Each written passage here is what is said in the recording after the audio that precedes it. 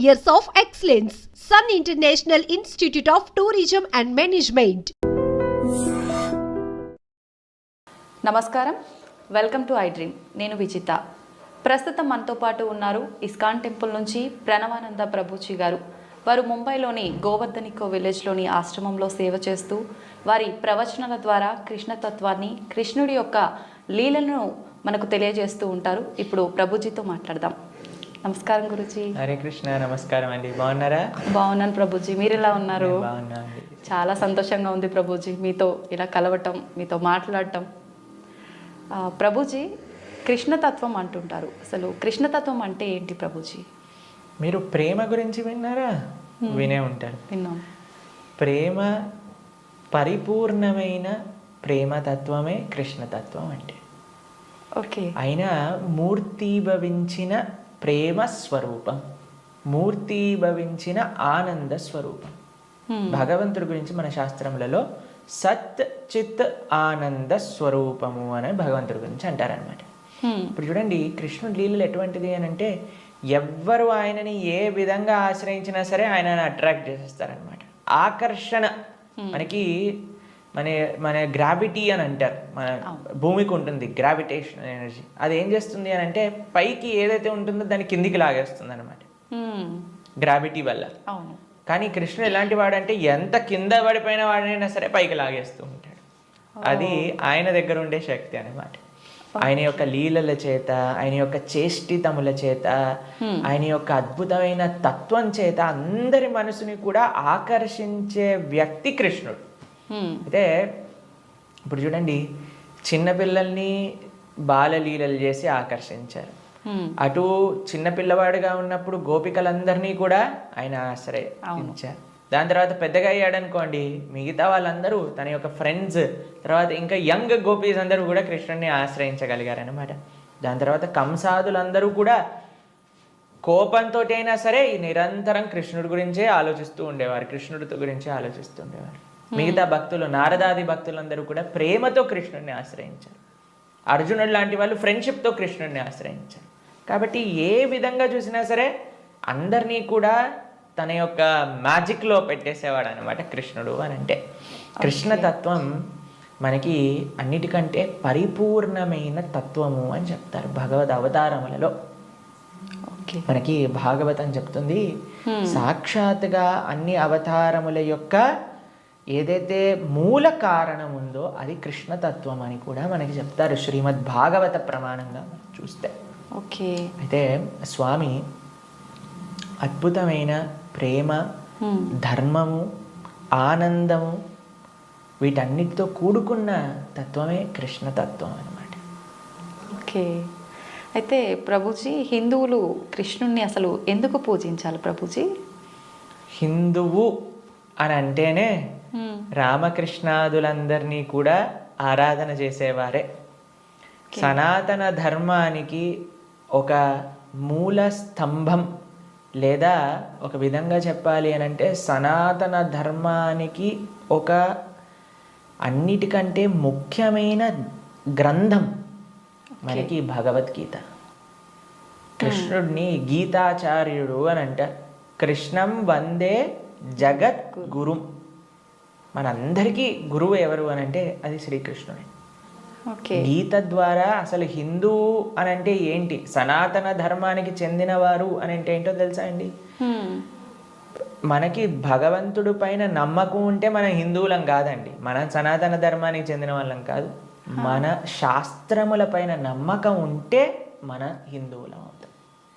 చాలా మంది అనుకుంటారు, మేము గుడికి వెళ్తామండి, మేము బొట్టు పెట్టుకుంటామండి, మేము భగవంతుడికి అగరబత్తి తిప్పుతామండి కాబట్టి మేము హిందువులం. Sorry sir, you are not Hindu.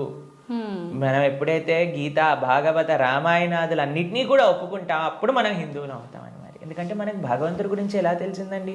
మీ కృష్ణుడు ఉన్నాడు అని ఎలా తెలిసింది? భాగవతం నుంచి తెలిసింది.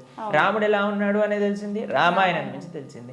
మనం రామాయణము, భాగవతము, భగవద్గీత, ఉపనిషత్తులు, వేదములు వీటిని ఒప్పుకున్నప్పుడే మనం భగవంతుడికి నమ్ముతాము అని మనకి ఆచార్యులు చెప్తారనమాట.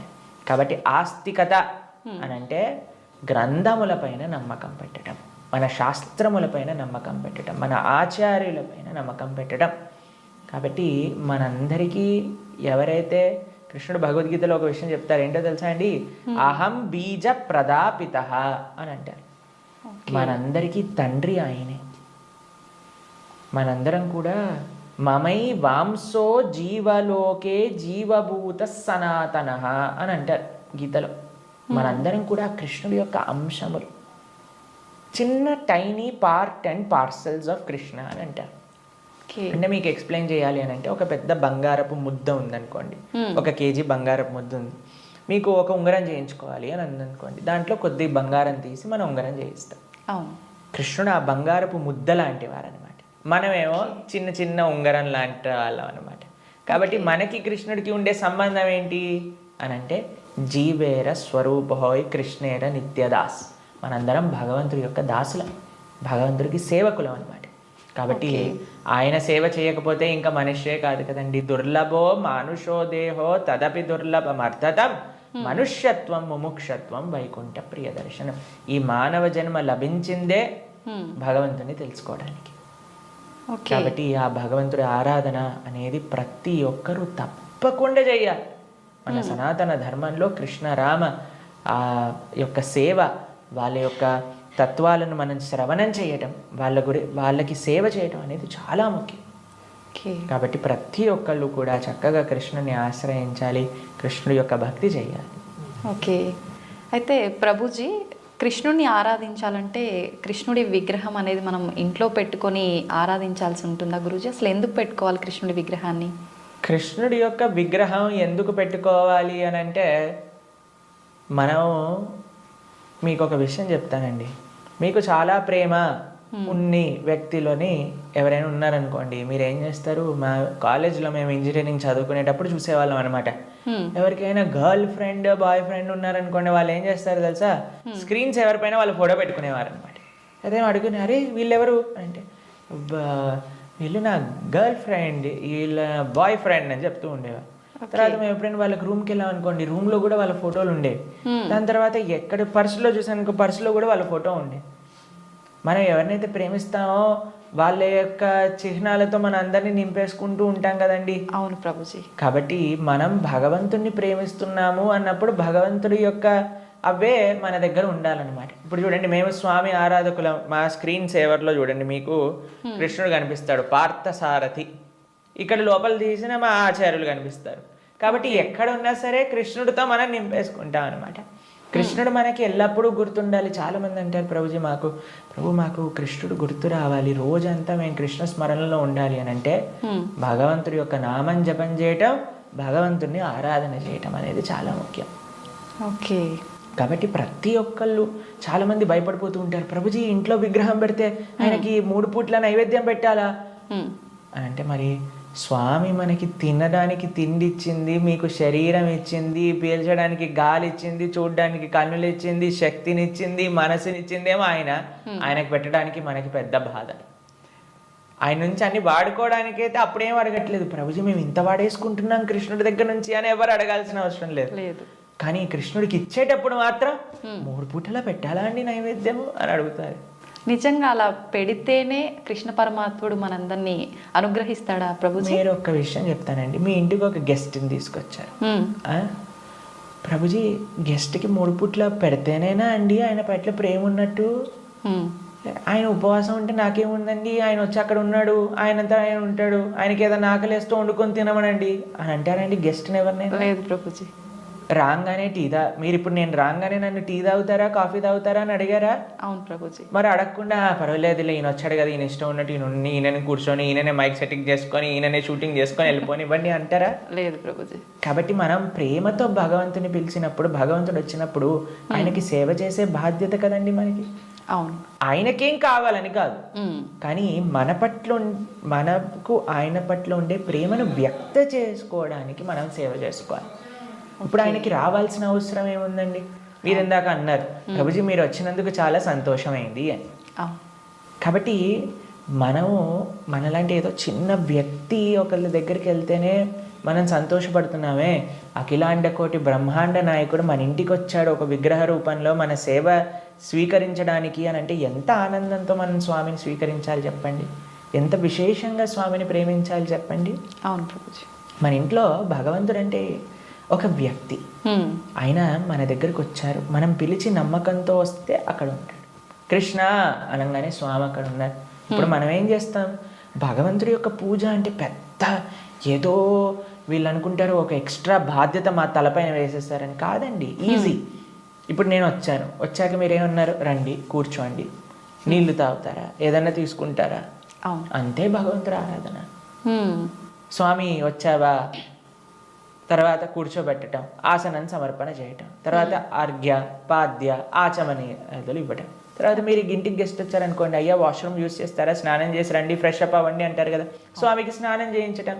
దాని తర్వాత ఏం చేస్తారు, చక్కగా వస్త్రాలు ఇస్తారు, టవల్ ఇస్తారు, చూసుకోవడానికి వస్త్రాలు వేస్తారు.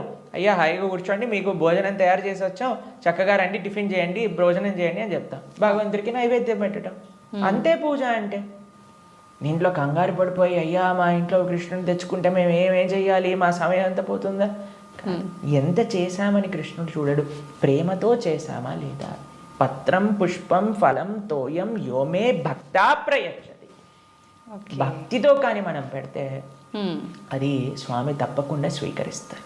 కానీ పెట్టాలి. చాలామంది విగ్రహాన్ని తెచ్చుకొని పూజ చేయాలన్నమాట. అలా ఉండకూడదు. మనం స్వామిని తెచ్చుకున్నప్పుడు మంచిగా ఆరాధన చేయాలి, ప్రేమతో పూజ చేయాలి. మా భక్తుల ఇంట్లలో మేము చూస్తామండి, ఎంత సుందరమైన శ్రీ విగ్రహాలంటే.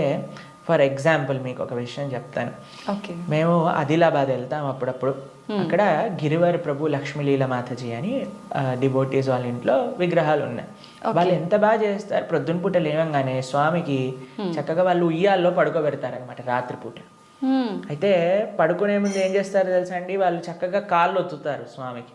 కాళ్ళు ఒత్తి చేతులకి మాలిష్ చేసి తర్వాత పడుకోబెడతారు. అన్ని అలంకరణలు తీసేసి నైట్ డ్రెస్ వేసినట్టుగా పడుకోబెడతారు. పడుకొని ఇప్పుడు చలికాలం అనుకోండి, ఒక చక్కటి రజాయి షాల్ కూడా కలిపి పెడతారనమాట.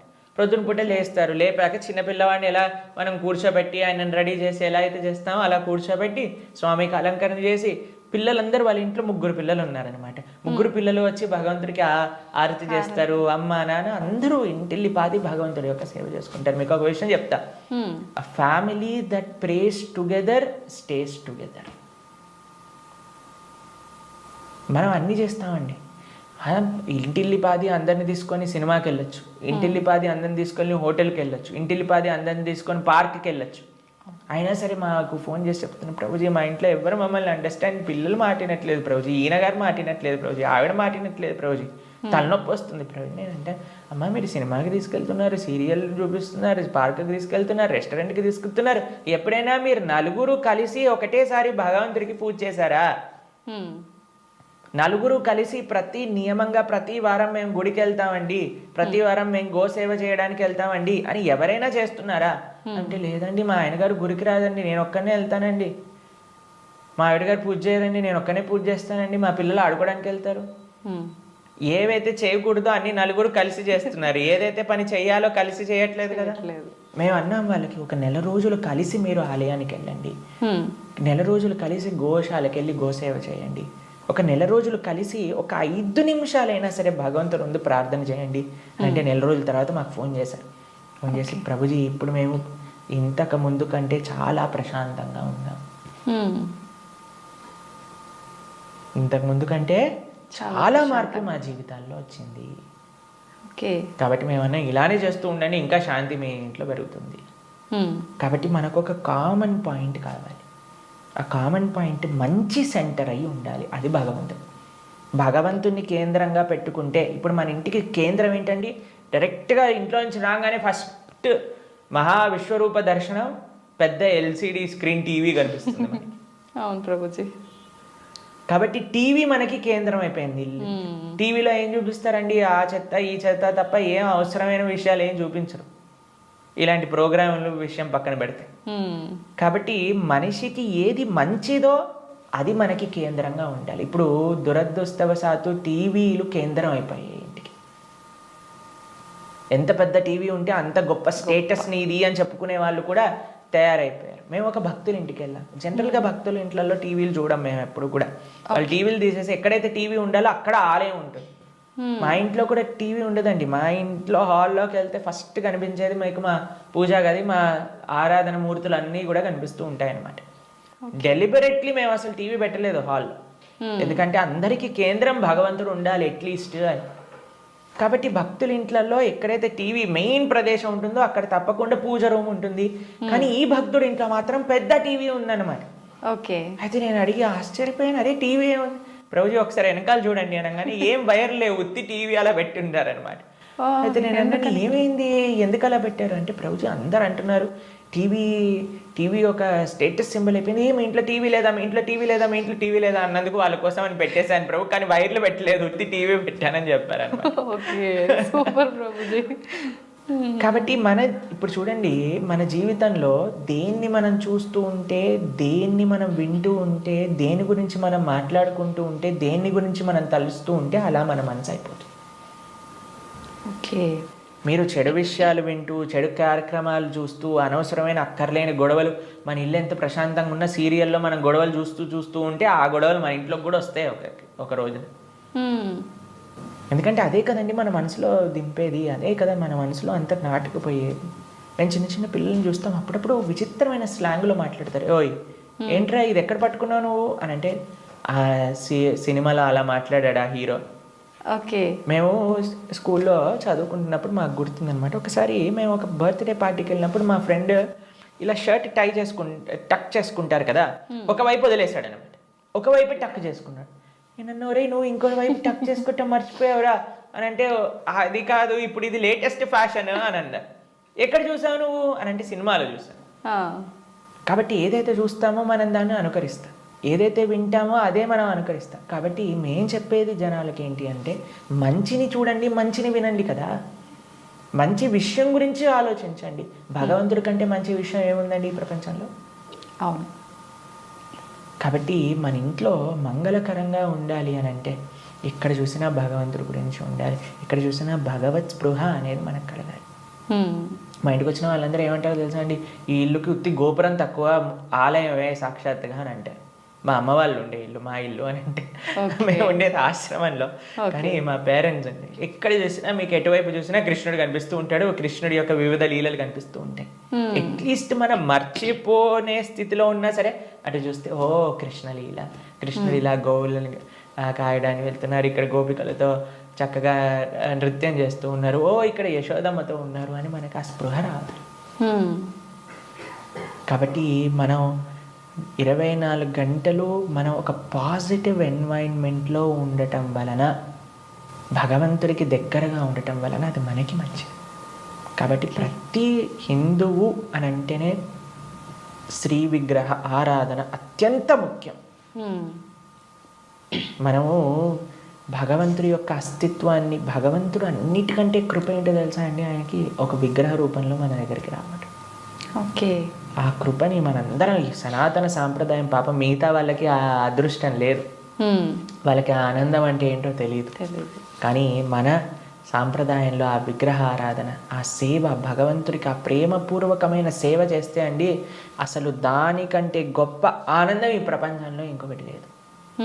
కాబట్టి అటువంటి అదృష్టాన్ని మనం వదిలేసి పూజ చేయాలా, పూజ ఎందుకు చేయాలి, పూజ చేస్తే 3 పూట్ల నైవేద్యం పెట్టాలా, పూలు తీసుకొని రావాలా, మాల కట్టాలా, బట్టలు వేయాలా, అయ్యో రామ మాకు ఇలాంటి ప్రశ్నలు ఇస్తే మాకు చాలా బాధేస్తుంది అనమాట. ఎందుకంటే మన పెద్దలందరూ, మన ఆచార్యులందరూ, మన గురువులందరూ భగవంతుడి యొక్క ఆరాధన ఎలా చెయ్యాలి, ఎంత బాగా చెయ్యాలి అని జీవితం యొక్క గోల్ భగవంతుడి ఆరాధన కోసం పెట్టేస్తే, భగవంతుడి యొక్క శ్రీమూర్తులను కాపాడటంలో పెట్టేస్తే, మనం మాత్రం ఇప్పుడు మోడర్న్ డే 21st సెంచరీ హిందువులు పూజ చేయాలా అని అడిగే స్థితిలోకి వచ్చేస్తాం. కాబట్టి వెరీ అన్ఫార్చునేట్. పూజ చేస్తున్నాము అంటే చాలా వరకు భయం ఒకటి మొదలైంది ప్రభుజీ అందరిలో, ఏం చేస్తే ఏం తప్పు అవుతుందో, దానివల్ల మాకేమన్నా మళ్ళీ అపచారం జరుగుతుందో, ఇట్లాంటి భయాలు ఎక్కువైపోయినాయి ప్రభుజీ. అదే కదా, ఎందుకంటే మనం దేవుడితో బిజినెస్ చేయాలి అని ప్రయత్నిస్తున్నాం కాబట్టి. బిజినెస్ ట్రాన్సాక్షన్స్లో ఏదైనా తప్పు రాసాం అనుకోండి అయిపోయానంటే, బిజినెస్ ట్రాన్సాక్షన్స్లో ఏదైనా తప్పు చేసాం అనుకోండి, ఎందుకంటే వీడు ఏం ఆలోచిస్తున్నాడు, ఇప్పుడు నేను ఇది ఇలా చేస్తే దేవుడు నాకు అది అలా ఇవ్వాలి, అయ్యా నువ్వు నాకు 1 కోటి రూపాయలు ఇస్తే నేను నీకు 10 కొబ్బరికాయలు కొడతాను. ఏంటి దేవుడు మీకు 1 కోటి రూపాయలు ఇస్తే మీరు 10 కొబ్బరికాయలు కొడతారా? దేవుడికి ఎంత పెద్ద దానం ఇస్తున్నాడు చూడండి దేవుడికి అసలు. ఇలా తయారైపోయాం కదండి. మనకి ఏం అవసరం లేదు, ప్రేమ మనకు అవసరం లేదు భగవంతుడి పట్ల. దేవుడా నువ్వు నాకు ఇది ఇవ్వు, నాకు ఆరోగ్యాన్ని ఇవ్వు, నాకు బట్టలు ఇవ్వు, నాకు డబ్బులు ఇవ్వు, నాకు కార్లు ఇవ్వు, నాకు ఇల్లులు ఇవ్వు, నాకు పిల్లలు ఇవ్వు, నాకు పెళ్లి చెయ్యి. మనం తిరుప్పావై ప్రవచనాలు చెప్తూ ఉంటే ఒక మంచి భార్య కోసం తిరుప్పావై వ్రతం చేయొచ్చా, మంచి భర్త కోసం తిరుప్పావై వ్రతం చేయొచ్చా? ప్రతిదీ కూడా మనం మన కోరికలు తీర్చుకోవడానికి భగవంతుని వాడుకుంటున్నాం. ఆయన ఏటీఎం మషిన్ లాగా కార్డు పెట్టామా, డబ్బులు తీసుకున్నామా, దాని తర్వాత వదిలేసాం అంతే. కాబట్టి భగవంతుడు అంటే మనకి సేవ చేయడానికి వచ్చినవాడు కాదండి. భగవంతుడు అంటే మనం ఆయన సేవ చేయాలి, ఆయనను మనం ఆశ్రయించాలి, ఆయనను మనం సేవించాలి. ఇప్పుడు మీకు ఒక విషయం చెప్తానండి. ఒక చిన్న పిల్లవాడు ఉన్నాడు, తల్లి ఇలా ఎత్తుకుంది. మేము చిన్నప్పుడు చూస్తాం, మేము కూడా చేసే ఉంటాం. అప్పుడప్పుడు అమ్మ జుట్టు పట్టుకొని ఇలా పీకుతారు చూసారా, పిల్లలు ఇలా పట్టుకొని ఇలా పీకేస్తుంటే అమ్మ అంటుంది ఓ ఇలా ఇలా తీసేసి ఓ మా కన్నా మా బంగారు కొండ అని అంటుంది. అంతేగాని నా జుట్టు పీకినందుకు లాగా ఒకటి పీకి పెడుతుందా పిల్లవాడిని? లేదు ప్రభుజీ. ఎందుకంటారండి? పిల్లల్ని గారాబం చేస్తుంటారు ముద్దుగా, అంటే తెలిసి తెలియని వయసు కదా, ప్రేమ. పాపం వాడికి ఏం తెలుసండి జుట్టు పీకితే నొప్పేస్తుంది మా అమ్మకి అని. కానీ తల్లికి ఆ పిల్లవాడి పైన ప్రేమ అంటే ఏమనిపించదు. అవును, అంతేనా? కొన్నిసార్లు పిల్లలు చూసారా మూత్రం పోసేస్తూ ఉంటారు, ఆ తాతగారు ఎత్తుకున్నప్పుడు అమ్మమ్మ ఎత్తుకున్నప్పుడు ఏమని అంటారా అండి? తీసి పిల్లవాడిని ఇలా పడేస్తారా పాట అని? ఇంకా హ్యాపీగా ఫీల్ అవుతారు. ఎంత ఒకళ్ళని చూసానమాట మేము, ఓ మా పిల్లవాడు మా మనవాడు మూత్రం పోసాడే అని ఎగిలిపోతున్నాడు ఆయన. ఎందుకు? ప్రేమ ఉంది కాబట్టి భగవంతుడు ప్రేమైకమూర్తి. అందుకే కృష్ణుడి గురించి ఏమన్నాం మనం? ప్రేమ స్వరూపం. ఆయనని మాత్రం మనకి తెలియగా అయ్యా నా భక్తిమాన్, నాకు భక్తి లేదండి, నాకు మంత్రాలు తెలియదు, నాకు నీ పైన అంత ప్రేమ లేదు స్వామి, నాకు తెలిసింది మా గురువులు చెప్పిన విధంగా నీకు పూజ చేస్తున్నా, నువ్వే అన్నిటినీ కాపాడుకో, నువ్వే ఇది ఆరాధన పూర్తి చెయ్యి అని ప్రేమతో చేస్తే స్వామి ఎందుకు అలా చేయడండి? ఎలా చేసినా సరే స్వామి స్వీకరిస్తా. ప్రేమ ఉండాలి. కానీ మనకి ప్రేమ అవసరం లేదు, భగవంతుడు అవసరం లేదు. అయ్యా నువ్వు నాకు ఈ కోరిక తీర్చేసేయ్, ఇదే నాకు నీతో ఉండే సంబంధం, ఇంతే. కాబట్టి ఆధ్యాత్మికవేత్తలు కూడా చేసే అన్నిటికంటే పెద్ద పొరపాటు ఏంటంటే భగవంతుణ్ణి కేవలం భౌతిక కోరికల కోసం ఆశ్రయించాలి అని చెప్పటం అన్నిటికంటే పెద్ద అపరాధం. కాబట్టి ఎప్పుడూ అలా చేయకూడదు. స్వామిని ప్రేమతో ఒక తండ్రిలా, ఒక పిల్లవాడిలా, లేదా ఒక స్వామిలా మనం ఆరాధన చేయాలి. కాబట్టి దాంట్లో ఎప్పుడు తప్పు ఉండదండి. ప్రభుజీ, సాధారణ భక్తులు ఆ రకంగా కృష్ణ భగవాను పూజించిన సేవ చేసుకున్నా కూడా వస్తాడా ప్రభుజీ భగవానుడు? ప్రేమతో పిలిస్తే వస్తారు, ఎవరు పిలిచినా వస్తారు, ఎవ్వరు పిలిచినా ఆయన వస్తారు. వ్యాధశ్చాచరణం ధ్రువస్య వయః విద్యా గజేంద్రస్య కా కుబ్జాయాం కిము నామ రూపమధికం కిం తత్సుధామోదనం వంశక్కో విదురస్య యాదవపతేరుగ్రస్య కిం పౌరుషం భక్త్యా తుష్టతి నహి గుణైర్భక్తి ప్రియో మాధవ. ఒక 5 ఏళ్ల పిల్లవాడు ధ్రువుడు పిలిచాడు, రాలేదా అండి భగవంతుడు? ఒక ఏనుగు పిలిచింది, గజేంద్రుడు వచ్చాడా లేదా? ఒక కుబ్జ అనే ఒక కురూపి స్త్రీ పిలిచింది, స్వామి కృపనిచ్చేశాడు కదా. ఉగ్రసేన మహారాజు, సుధామ, ఆయన పాపం డబ్బులే లేవు. కృష్ణుడు ఏ కులాన్ని చూసో, లేదా జ్ఞానాన్ని చూసో, లేదా డబ్బుల్ని చూసో, అందాన్ని చూసో, వయస్సుని చూసో, యోగ్యతని చూసో రాడండి. భక్త్యా తుష్టతి నహి గుణైర్భక్తి ప్రియో మాధవ. కృష్ణుడున్నాడు, స్వామి పలుకుతాడు అనే నమ్మకంతో ఎవరైతే పిలుస్తారో, ఇప్పుడు ఎవరైనా ఆ శ్రీ భగవంతుడి యొక్క విగ్రహాన్ని చూసి ఇది బొమ్మ అనుకుంటే బొమ్మలానే ఉంటాడండి. ఇది మట్టితో చేశారా అంటే మట్టే ఉంటాడు. స్వామి ఉన్నాడు అని నమ్మితే ఎక్కడైనా భగవంతుడు ఉంటాడు. ఎవరైనా చెప్పారనుకోండి, అరే ఈ మట్టి విగ్రహంలో భగవంతుడు రావటం అపరాధం అని అంటే వాడికి భగవత్ తత్వం గురించే తెలియదు. మీకు ప్రేమ ఉందనుకోండి, ఎక్కడ పిలిచినా ఒక వ్యక్తి వస్తారు. అవునా కాదా చెప్ప? అవును ప్రభుజీ. మేము ఒక ప్రోగ్రామ్కి వెళ్ళామండి. అయితే వాళ్ళు అన్నారు, ప్రభుజీ మా ఈ చిన్న ప్రోగ్రామ్కి వస్తారని మేము అనుకోలేదు ప్రభుజీ, కానీ పిలవంగానే మీరు వచ్చారు. ఒక చిన్న వ్యక్తినండి, ఒక ఇన్సిగ్నిఫికెంట్ పర్సెంట్ లైక్ మీ ఒక దగ్గరికి వెళ్తే వాళ్ళు ఎంత ఆనందపడ్డారు. అరే మా ప్రదేశానికి కూడా వస్తారా, మా ఇంటికి వస్తారా ప్రభుజీ అని ఆనందపడ్డారు. అదే ప్రేమతో పిలిస్తే భగవంతుడు రాడు ఈ వస్తువులోకి అని చెప్తే అసలు భగవంతుడు ప్రేమ ఉన్నట్టేనా? అసలు ఆయనకి భగవంతుడి గురించి తెలిసినట్టేనా? లేదు. కాబట్టి ఎవరైతే విగ్రహారాధన దూషిస్తారో most unfortunate and most ignorant people in the entire creation. మా స్వామికి మనం అంటే ప్రేమ, మనందరం అంటే ప్రేమ, కాబట్టి మనం ఎక్కడికి పిలిచినా ఆయన వస్తారు. కాబట్టి ఆ ప్రేమ ఎవరు పిలుస్తారు అని కాదండి, ఎవ్వరు పిలిచినా సరే ప్రేమతో నమ్మకంతో కృష్ణుడు ఉన్నాడు. ద్రౌపదీదేవి పిలిచినప్పుడు రాలేదా అండి? ఏమైనా చూసుకున్నాడు ఆయన? యోగ్యతలు ఏం చూసుకోలేదే. ఎవ్వరు పిలిచినా ఆయన వస్తారు అన్నమాట. ఆయన రెడీగా ఉంటారు. ఆయన ఇలా ఉంటాడు, రెడీ టు జంప్ అన్నట్టుగా. ఎవరు పిలుస్తారు, ఎవరి దగ్గరికి వెళ్ళాలి అని. కానీ మనం ఏం చేస్తామండి, మన సంరక్షణ మనం చూస్తాం. అయ్యా నేను ఎలా నన్ను కాపాడుకోవాలి అని చూసుకుంటాం. కాబట్టి ఆయన హ్యాపీగా అక్కడ ఉంటారు. అయ్యా నాదేం బాధ్యత కాదు స్వామి, నీదే తండ్రి అని మనం చేతులు ఎత్తేసాం అనుకోండి, ఆయన మనల్ని కాపాడు. ఓకే ప్రభుజీ, కృష్ణ భగవానుని అవతార పరిసమాప్తి ఎలా జరిగింది ప్రభుజీ? భగవంతుడి యొక్క మీరు అడిగినట్టుగా కరెక్ట్ విషయం అడిగారు. అవతార పరిసమాప్తి ఇలా చెప్పాలి కృష్ణుడిని సంబోధించినప్పుడు, లేదా రాముడిని. ఏ భగవంతుడి యొక్క అవతారమైనా సరే భగవంతుడికి పుట్టుక ఉండదండి. జన్మ కర్మచమే దివ్యం. భగవంతుడు ఏం చెప్పారు? ఆయనది దివ్యమైన జన్మ. దాన్ని మనం అవతారము అని అంటాం. ఇప్పుడు మీరు ఎప్పుడైనా చెప్తారా, రోజు ప్రొద్దున పూట సూర్యుడు పుడతాడు, సాయంత్రం పూట చనిపోతాడు అని అంటారా? లేదు. ఏమంటాం మనం? సూర్యుడు ఉదయించాడు, అస్తమించాడు, అంతేనా? అవును ప్రభుజీ. భగవంతుడు కూడా ఉదయిస్తాడు, భగవంతుడు కూడా అస్తమిస్తాడు. సూర్యుడు అస్తమిస్తాడు అంటే పోయినట్టేనా? ఇంకా ఆయన నీకు కనిపించట్లేదు, కానీ ఇంకెక్కడ ఉన్నట్టే కదా. అవును. ఇప్పుడు మనకి ఇండియాలో సూర్యాస్తమయం అయిపోయింది అంటే ఇంకో దేశంలో సూర్యోదయం అవుతున్నట్టు కదా. కాబట్టి భగవంతుడు ఎప్పుడూ ఎల్లప్పుడూ కూడా ఆయనకి మరణము అనేది ఉండదు, జనమ అనేది ఉండదు. ఆయన మన పైన కృపతో అవతారాన్ని స్వీకరిస్తారనమాట. ఓకే, మీకు ఒక విషయం చెప్తాను. కొంతమందికి మెమరీ లాస్ పేషెంట్స్ ఉంటారు. మెమరీ లాస్ పేషెంట్స్ దగ్గరికి ఏం చేస్తారంటే అండి, వాళ్ళకి ఇంతకు ముందు ఉండే మెమరీస్ని చూపిస్తారనమాట. వాళ్ళ పిల్లల్ని, లేదా వాళ్ళు చిన్నప్పుడు తీసిన ఫొటోస్ని, వాళ్ళు ఉన్న ఊర్లని, అవన్నీ ఇలా చూపిస్తూ ఉంటారనమాట. చూపిస్తూ ఉంటే కొన్నిసార్లు ఏదో ఒకటి వాళ్ళ బ్రెయిన్కి ఇలా క్లిక్ అయ్యి అప్పుడు వాళ్ళు గుర్తుపట్టడం ప్రారంభిస్తారనమాట. వాళ్ళు ఎక్స్టర్నల్ కాన్షియస్నెస్లోకి వస్తారు. భగవంతుడి యొక్క అవతారం ఎందుకోసము అని అంటే, మనందరం ఈ సంసార సాగరంలో పడి కొట్టుకుపోతున్నాము. ఏదో మనం కూడా మెమరీ లాస్ అయిపోయినట్టు ఇదే నా వాళ్ళు, ఇదే నా ప్రపంచం, ఇదే నా ఇల్లు అని తిరుగుతున్నారు. వీడి నిజమైన స్వరూపాన్ని చూపించాలి అని స్వామి అవతరించి, స్వామి యొక్క లీలల ద్వారా, రామాయణ భాగవతాదుల ద్వారా, అయ్యా ఇది నువ్వు ఈ ప్రదేశానికి చెందినవాడివి అని మనకు చూపిస్తారు. అప్పుడు నేనైతే ఈ మనుష్యుని కాదా, అయితే ఇది నేను ఈ కులానికి చెందినవాడిని కాదా, ఈ ప్రాంతానికి చెందినవాడిని, నేను కృష్ణుడి దాసున్నా, నేను ఉండాల్సింది ఆ భగవంతుడి యొక్క లోకంలో కదా అని మనం కూడా మర్చిపోయిన వాళ్ళకి కొద్దిగా బుద్ధిని ఇవ్వడానికి స్వామి అవతార స్వీకారం చేస్తారనమాట.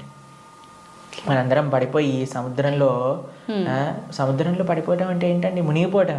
అవును. కానీ సముద్రంలో మునిగేవాడిని కాపాడాలి అని అంటే ఎక్కడో ఆకాశం నుంచి కాపాడలేం కదండి, ఆయన కూడా సముద్రంలోకి రావాలి కదా.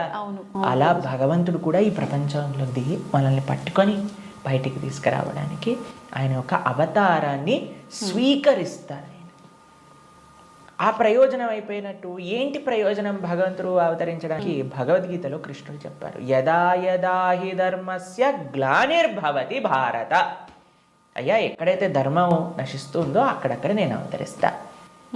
పవిత్రానాయ సాధూనాం వినాశాయ చతుష్కృతాం ధర్మ సంస్థాపనార్థాయ సంభవామి యుగే యుగే. అయ్యా ఎక్కడైతే భక్తుల్ని కాపాడాలో, ఎక్కడైతే అధర్మాన్ని నాశనం చేయాలో, ధర్మాన్ని స్థాపన చేయాలో అక్కడ నేను అవతరిస్తాను అని. కాబట్టి అప్పుడప్పుడు భగవంతుడు వివిధ రూపాలలో అవతరిస్తారు. అవతారం అయిపోయింది అంటే ఆ ప్రయోజనం అయిపోయింది అన్నప్పుడు అవతార పరిసమాప్తి చేస్తారనమాట. కాబట్టి చాలామంది కృష్ణుడు చనిపోయాడు, కృష్ణుడు పుట్టాడు. కృష్ణుడు పుట్టలేదండి, కృష్ణుడు చనిపోలేదు. కృష్ణుడు అవతరించారు, కృష్ణుడు అవతార పరిసమాప్తి చేశారు. మనం పుట్టంగానే అని ఏడుస్తూ ఉంటారు. ఏడవకపోయినా సరే, ఎవరైనా ఏడవకపోతే ఏం చేస్తారంటే డాక్టర్ వచ్చి 2 వేస్తాడనమాట. ఏడవాలి మనం. కానీ కృష్ణుడు పుట్టినప్పుడు తెలుసా అండి, నవ్వుతూ పుట్టాడు. అమ్మ నాన్న ఆశ్చర్యపోయాడు. జలధరుదేహు నాజాను చతుర్బాహు సరసీలు జాక్షు విశాలాక్షు జారు గదా శంఖ చక్ర పద్మ విలాసు కంఠ కౌస్తుభమణి కాంతిబాను కమనీయ కటిసూత్ర కంకణ కేయూర శ్రీవత్సలాంఛనాంచిత విహారు సురకుండల ప్రభాయుత కుంటల లాటు వైఢూర్య మణి గణవరి కిరీటు బాలు పూర్ణేందు రుచిజాలు సుగుణాల బాలు భక్తలోకపాలు కృపాభిషాలు జూచి తిలకించి పొలకించి యొబ్బి చెలరేగ వసుదేవుడు ఉత్సహింపే అని అంటారనమాట భాగవతంలో. అంత ఆనందపడిపోయేవాడు కృష్ణుని చూశాక వసుదేవుడు పుట్టంగానే శంఖచక్ర గదా పద్మములు పట్టుకొని. వసుదేవుడు అంతా ఆనందపడ్డారనమాట కృష్ణుడు అవతరించినప్పుడు. ఎప్పుడైనా మీరు చూసారండి పిల్లవాడు పుట్టినప్పుడు నాన్న అమ్మ బాగున్నారా మీరు అని అడగటం? కానీ కృష్ణుడు పుట్టంగానే వాళ్ళ చరిత్రలు మొత్తం కూడా చెప్తారు, వసుదేవుడిది ఇంకా దేవకీ దేవిది. దాంతోపాటు ఎంత ఆనందంగా అంటే చతుర్భుజ రూపంలో ఎవరైనా పిల్లలు చూసారా శంఖచక్రం పట్టుకొని రావటం? లేదు. కాబట్టి మనందరం ఏడుస్తూ పుట్టాం కాబట్టి మనది జన్మ. కానీ కృష్ణుడు నవ్వుతూ ఆయన యొక్క స్వరూపంతో అవతరించి తల్లిదండ్రుల్ని ఉద్ధరింపజేయడానికి స్వీకరించిన అవతారము అని అంటారు. కాబట్టి భగవంతుడికి ఎలా అయితే పుట్టుక లేదో అలానే మరణము కూడా లేదు. స్వామి ఎప్పుడు కూడా ఈ వర్డ్ యూజ్ చేయకూడదు కృష్ణుడి దగ్గర. కృష్ణుడు చనిపోయాడట, రాముడు చనిపోయాడట, ఇవన్నీ మనం అపరాధం అవుతుంది అనమాట. కాబట్టి మనం కరెక్ట్గా మీరు చెప్పిన వర్డ్గా అవతార పరిసమాప్తి, కృష్ణుడి యొక్క అవతార పరిసమాప్తి ఎలా జరిగింది? మేము ఇన్స్టాగ్రామ్లలో యూట్యూబ్లలో ప్రకారంగా చెప్పట్లేదు, శాస్త్రంలో ఏ విధంగా ఉందో ఆ విధంగా చెప్తున్నాం. కాబట్టి దీంట్లో చాలా తేడా ఉంది. ఎందుకంటే మాకు అప్పుడప్పుడు రీల్స్ పంపిస్తూ ఉంటారు, అందులో ఏదో కృష్ణుడు ఇలా అయిపోయాడట అలా అయిపోయాడట అని చెప్తూ ఉంటారు. దాన్ని నమ్మకండి. మీరు శాస్త్రాన్ని అధ్యయనం చేసిన వాళ్ళు ఏం చెప్తున్నారు, అలానే ఇప్పుడు ప్రతి ఒక్కరు కూడా కృష్ణుడి గురించి మాట్లాడడానికి రెడీ అయిపోయారు. ప్రతి ఒక్కళ్ళు కూడా ధర్మం గురించి మాట్లాడడానికి రెడీ అయిపోయారు. ప్రతి ఒక్కళ్ళు కూడా సాధువుల్ని ప్రశ్నించడానికి రెడీ అయిపోయారు. కానీ సాధన ఏమీ లేదు, శాస్త్ర అధ్యయనం ఏమీ లేదు, సేవ ఏమీ లేదు. ప్రతి ఒక్కరికి మైక్ వచ్చింది కదా, కెమెరా ఉంది కదా అని మాట్లాడుతున్నారు అనమాట. కానీ అది కాదండి కరెక్ట్ విధానం. తద్విద్ధి ప్రణిపాతేన పరిప్రశ్నేన సేవయా ఉపదేశంతితే జ్ఞానం జ్ఞానిన తత్వదర్శిన. ఒక గురువు దగ్గరికి వెళ్ళి సేవ చేస్తూ ఎంత కష్టం తెలుసా అండి మీకు? ఒక విధంగా శాస్త్రం విషయాలు నేర్చుకోవాలి అని అంటే ఆ నమ్మకం, ఆ డెడికేషన్, ఆ ఇంట్రెస్ట్, ఆ సేవ, పరిప్రశ్న ఇవన్నీ కావాలి మనకి. ఇప్పుడు ఒక విషయం మనకి టీవీ మాధ్యమంగానో మన ఇంటర్నెట్ మాధ్యమంగానో అన్ని సులభము అయ్యాయి. ఆ సులభం అవ్వటంలో రెండు ఉన్నాయి. ఎవరైనా మాట్లాడింది మనం నమ్మేస్తాం. అలా కాదు. మనం ఎప్పుడు మేము ఒకటే విషయం చెప్తాం, ఎవరైతే సాధువులు చక్కటి పరంపరాగతంగా జ్ఞానాన్ని నేర్చుకున్నారో, ఎవరైతే శాస్త్ర అధ్యయనం చేశారో అటువంటి వాళ్ళ దగ్గర నుంచి మనం వినాలి. ఎవరైతే గురువుల్ని ఆశ్రయించి గురువుల దగ్గర నుంచి విన్న వాళ్ళు ఉన్నారు, ఎవరైతే జీవితంలో సొంతంగా దాన్ని సాధన రూపంగా వాళ్ళు చేస్తున్నారో అటువంటి వాళ్ళ దగ్గర నుంచి వినాలి. కాబట్టి మనకి భాగవతం చెప్తుంది, భగవంతుడు ఒకానొక సమయంలో అయ్యా ఈ ప్రపంచంలో ఉండే అధర్మ మొత్తం కౌరవుల వైపు ఒక్కసారి అందరినీ గ్యాదర్ చేసేసి కంప్లీట్ చేసేస్తాడు అనమాట. ఇక అయిపోయింది అని అనుకున్నప్పుడు ఆయన చక్కగా ఒక దగ్గర ప్రభాస క్షేత్రము అనే ప్రదేశంలో ఆయన ఇలా ఉన్నారనమాట. ఉన్నప్పుడు ఒక వేటగాడు వచ్చి ఒక జింకని వేటాడుతున్న ఆయన కృష్ణుడి యొక్క పాదాన్ని, శ్రీపాదాలను చూస్తూ జింకలా అనుకొని బాణాన్ని వేశాను. వేసినప్పుడు అది కృష్ణుడి యొక్క పాదానికి తాకింది. మీకు ఒక విషయం చెప్తాను, లాజికల్గా ఆలోచిద్దాం. మీ అందరికీ లాజిక్ థింకింగ్ చాలా ఎక్కువ కదండి. పాదాలలో బుల్లెట్ దిగింది అని అనుకుందాం, బాణం కూడా పక్కన పెట్టేసేయండి, చనిపోయాడు అని మీరు ఎప్పుడైనా విన్నారా? లేదు. మన సీరియళ్ళల్లో సినిమాలలో అయితే ఇక్కడ బుల్లెట్ తగినా సరే లేచి నించొని మళ్ళీ మాట్లాడిన వాళ్ళు ఉన్నారు. కాబట్టి పాదాలలో బాణం తలిగితే ఎలా కృష్ణుడిని అవతార సమాప్తి చేశారు, శరీరాన్ని చాలించేశారు అని ఎలా చెప్తాను చెప్పండి? కాబట్టి అదొక లీల. ఎందుకండి కృష్ణుడు ఇలా లీల చేశారు? ఎందుకంటే ఆయన చనిపోయాడు అని చెప్పడానికి కొంతమందికి వీలు చూపించాలి కదా. కృష్ణుడు అండి ఈజ్ నాట్ ఇప్పుడు కొంతమంది అంటారు, మా దేవుణ్ణి నమ్మకపోతే నువ్వు నరకానికి వెళ్ళాల్సిందే. కృష్ణుడు అలాంటి వాడు కాదనమాట. కాబట్టి అయ్యా నువ్వు నన్ను నమ్ముకో, నేను నీకు కావాల్సినంత శ్రద్ధ, విశ్వాసం, భక్తిని ఇస్తాను. నువ్వు నన్ను నమ్మకు, నీకు కావాల్సినన్ని రీజన్స్ ఇస్తాను నన్ను నమ్మకపోవడానికి. కాబట్టి అటువంటి వాళ్ళకు ఒక రీజన్ ఇవ్వడానికి అనమాట. భక్తులకి భగవంతుడు అంటే ఎంత అపరిమితమైన ప్రేమ ఉంటుంది అని అంటే స్వామి యొక్క అవతార పరిసమాప్తి గురించి ఎందుకంటే స్వామి యొక్క ఈ ప్రపంచంలో ఇలా ఉన్న స్వామి అక్కడ ఉన్న భక్తులకు ఒకటే. అప్పుడు జర అనేవాడికి ఏం చెప్పారు, అయ్యా తప్పైపోయింది స్వామి, నీ శ్రీపాదానికి నేను బాణం వేసా అంటే ఏం కంగారు పడకు, నువ్వు వైకుంఠానికి వెళ్ళిపో అంటే ఆయన ప్రదక్షిణ చేసి ఆయన వైకుంఠానికి వెళ్ళిపోతాడు బాణం వేసినోడు. కానీ బాణం తలిగిన వాడేమో చనిపోయాడు, శరీరాన్ని విడిచిపెట్టేశారు. ఒకళ్ళు చెప్తున్నారు కృష్ణుడు నరకంలో ఉన్నాడట. ఏంటండి, బాణం వేసిన వాడిని వైకుంఠానికి పంపించి ఈయనెందుకు నరకానికి వెళ్తారు చెప్పండి. కాబట్టి భాగవతం ఏం చెప్తుంది అని అంటే, ఆయన కృష్ణుడు అలానే నవ్వుతూ అందరూ దేవతలందరూ కూడా వాళ్ళ వాహనాలలో ఆకాశాన్ని మొత్తంలో కూర్చొని, అయ్యా మా కోసం నువ్వు అవతరించావు, ఇంతమంది దుష్టుల్ని సంహరించావు అని పుష్పవృష్టి కురిపిస్తుండగా స్వశరీరంతో, అలాని శరీరం వదిలేసి కృష్ణుడు ఆత్మ వెళ్ళిపోయింది. కృష్ణుడికి ఆత్మ మనలాగా శరీరం వేరు వేరు కాదు, ఆయన సచ్చిదానంద స్వరూపం. మొత్తం ఆయనకి ఆత్మ వేరు, శరీరం వేరు, హార్ట్ వేరు అలా ఉండదండి. స్వామి ఒకటే ఒక అద్భుతమైన స్వరూపం అనమాట. ఆ స్వశరీరంతో ఆయన యొక్క నిత్యధామానికి వెళ్ళిపోయారు. శ్రీ వైకుంఠం గోలోకానికి ఆయన చేరుకున్నారనమాట.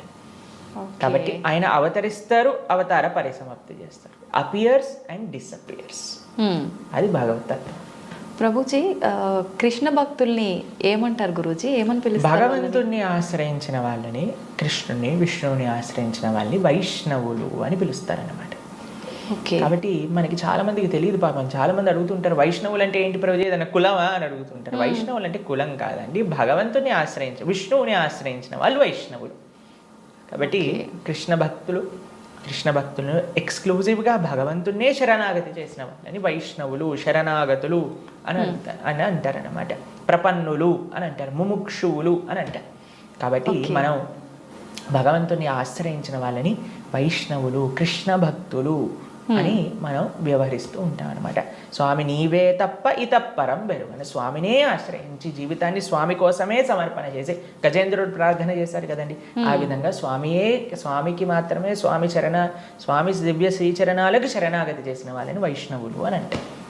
ఓకే, అయితే ప్రభుజీ, కృష్ణుని ఒక్కొక్కరు ఒక్కొక్క రకంగా పిలుచుకుంటారు. అసలు నిజంగా కృష్ణుని ఏమని పిలుస్తారు గురు? సాంకేత్యం పారిహాసం సోహం హేళనమేవ వా వైకుంఠనామగ్రహణం అశేషాకహరం విదుహు. అయ్యా ప్రభుజీ, మీరు మంటని ముట్టుకుంటే ఏమవుతుంది అని అంటే, ఎవరు ఏ విధంగా మంటని ముట్టుకున్నా కాలుతుంది. అలానే కృష్ణుని ఎవరు ఏ విధంగా పిలిచినా సరే వాళ్ళకి ఫలితం వస్తుంది అనమాట. సాంకేత్యం పారిహాసం స్తోహం హేళనమేవ జోగ్గా చూడు హరే కృష్ణ వాడు వెళ్తున్నాడు అన్నా సరే, కృష్ణనామం అన్నాడా వాడికి ఆ ఫలితం దొరుకుతుంది అనమాట. వీళ్ళు హరే కృష్ణ వాళ్ళు పుస్తకాలు డిస్ట్రిబ్యూట్ చేస్తుంటారు రోడ్డు పైన అని కోపంగా అన్నా, కృష్ణుడు అని చెప్పాను కదా, పని చేస్తుంది అనమాట. ఏ విధంగా మందు లోపలికి వెళ్ళినా సరే పని చేసినట్టుగా స్వామిని ఎవరు ఏ విధంగా ప్రేమించినా సరే, మనం భగవంతుని ఎలా పిలవాలి అని మీరు అడిగారు కదా, ఎలా పిలిచినా ఫలితం ఇచ్చేవాడి యొక్క నామం అయితే ప్రేమతో పిలిస్తే ఇంకేం జరుగుతుంది చెప్పండి. అసలు ఇంకా మంచి అద్భుతంగా ఆ యొక్క భక్తి, ఆ యొక్క ప్రేమ, విశ్వాసంతో మనం ఎప్పుడైతే ఆ భగవంతుడి యొక్క నామాన్ని తీసుకుంటామో, కలో దోష నిదే రాజన్ అస్తి ఏకోన్ మహాన్ గుణాన్ కీర్తనాతేవ కృష్ణస్య ముక్త సంగ పరం బ్రజేత్. ఈ కలియుగంలో అన్ని దోషాలతో నిండిపోయింది. ఎక్కడ చూసినా సరే అండి, మాకు ఫోన్ చేసిన వాళ్ళందరూ ప్రభుజీ ఈ బాధ, ఆ బాధ, ఈ కష్టం, వాడు అలా చేశాడు, వీడు ఇలా చేశాడు, వీళ్ళు అలా మోసం చేశారు, వాళ్ళు అలా మాట్లాడుతున్నారు, వీళ్ళు ఇలా ఇబ్బంది పెడుతున్నారు, ఇదే అండి. ఎక్కడ చూసినా సరే, న్యూస్ చూసినా, టీవీ చూసినా, ఎక్కడైనా ఇదే కదండి అంతా కూడా. ఇక్కడ ఆ యుద్ధం జరుగుతుంది, ఇక్కడ ఈ యుద్ధం జరుగుతుంది, ఇక్కడ ఈ దొంగతనం అయింది, అక్కడ యాక్సిడెంట్ అయింది. ఎక్కడ చూసినా ఈ ప్రపంచంలో కష్టాలే అట. ఈ కష్టాలతో నిండిపోయిన ఈ ప్రపంచంలో నుంచి బయటపడాలి అని అంటే ఏకైక మార్గం ఏమిటి అని అంటే భగవంతుడి యొక్క నామస్మరణ. కేవలం భగవన్నామస్మరణ మాత్రమే మనల్ని తరింపజేస్తుంది ఈ ప్రపంచంలోంచి. అందుకే కృతేయ ధ్యాయతో విష్ణుం త్రేతాయాం యజతో మకై ద్వాపరే పరిచర్యాయాం కలో తత్హరికీర్తనం. ఈ కలియుగంలో శాస్త్రం ఇచ్చిన ఒక అద్భుతమైన ఔషధం ఏంటి అని అంటే భగవన్నామ స్మరణ. ప్రేమతో, మనస్సుతో ఆ భగవంతుడి యొక్క నామాన్ని స్మరించాలి. హరే కృష్ణ కృష్ణ కృష్ణ హరే హరే, హరే రామ రామ రామ హరే హరే. ఇది మహామంత్రం. అందుకే హరిర్నామ హరిర్నామైవ కేవలం నాస్తైవ గతిరన్యద అని చెప్పారనమాట శాస్త్రంలో. ఆ భగవంతుడి యొక్క నామస్మరణ తప్ప ఈ కలియుగంలో ఇంకొక మార్గం లేదు తరించడానికి అని కూడా మన శాస్త్రం చెప్తుంది. కాబట్టి ప్రేమతో, భక్తితో, శ్రద్ధతో, విశ్వాసంతో, నమ్మకంతో మనం భగవంతుడి యొక్క నామస్మరణ చేయాలి. ఓకే. అయితే ప్రభుజీ కృష్ణుడి విగ్రహం పెట్టుకుంటుంటారు చాలామంది. అసలు ఎందుకు పెట్టాలి గురూజీ కృష్ణుడి విగ్రహాన్ని? ఇందాక మనం మాట్లాడుకున్నట్టుగా మనకి ఏ వ్యక్తి పైన అయితే ప్రేమ ఉంటుందో ఆ వ్యక్తి యొక్క స్వరూపం మన దగ్గర ఉంటుంది. కాబట్టి మన యొక్క స్వరూపమే భగవంతుడి యొక్క దాసులు. కాబట్టి భగవంతుడిని ఆరాధన చేయాలి. మనం చాలామంది చేసే తప్పు ఏంటంటే స్వామి లేకుండా అమ్మని, అమ్మ లేకుండా స్వామిని ఆరాధన చేస్తూ ఉంటారు. అలా కాదు, మనం రాధాకృష్ణుని ఇరువురిని ఆరాధన చేయాలి. మీరు ఇంట్లో శ్రీ విగ్రహాలను పెట్టుకుంటున్నారు అని అంటే ఆరాధన కూడా తప్పకుండా చేయాలి. భగవంతుడికి నైవేద్యం పెట్టడం, ఆరతి ఇవ్వటం, ఉత్సవాలు జరపటం, అభిషేకాలు చేయటం, వీటన్నింటినీ కూడా చక్కగా చేసుకోవాలి. ఇది ప్రియారిటీగా చేసుకోవాలి. ఇది చేసుకుంటే మీ జీవితంలో ఆనందం వస్తుందండి. మిగతాది ఏది చేసినా ఆనందం రాదు. కాబట్టి మనం ప్రణవానంద దాస్ అనే యూట్యూబ్ ఛానల్లో మనకి సదాచారం కోర్సులో మనం ఎలా భగవంతుడి యొక్క ఆరాధన చేయాలి అని చెప్పి ఉన్నాం. దాన్ని తప్పకుండా శ్రవణం చేయండి. అలానే భగవంతుడి యొక్క శ్రీ విగ్రహాలు మీరు తీసుకునే ముందు మనం సంపూర్ణ భాగవతాన్ని చెప్పుకున్నాం. గీతా భాగవతాలు మన ప్రణవానంద దాస్ అనే ఛానల్లో మీకు లభిస్తాయి. ఈ మొత్తం సిరీస్ని శ్రవణం చేయండి. అప్పుడు మీకు అసలు ఎందుకు నేను భగవంతుని ఆరాధన చేయాలి అనే దానిపైన క్లారిటీ వస్తుంది. దాని తర్వాత ఎలా ఆరాధన చేయాలి అనేది మీరు తర్వాత చూసుకుందరు. కానీ కాబట్టి మనం హిందువులుగా కేవలం నేమ్ సేక్ హిందూస్ అవ్వకూడదు. కేవలం బొట్టు పెట్టుకునే హిందూస్ అవ్వకూడదు. శనివారం ఉపవాసం చేసే హిందువులం అవ్వకూడదు.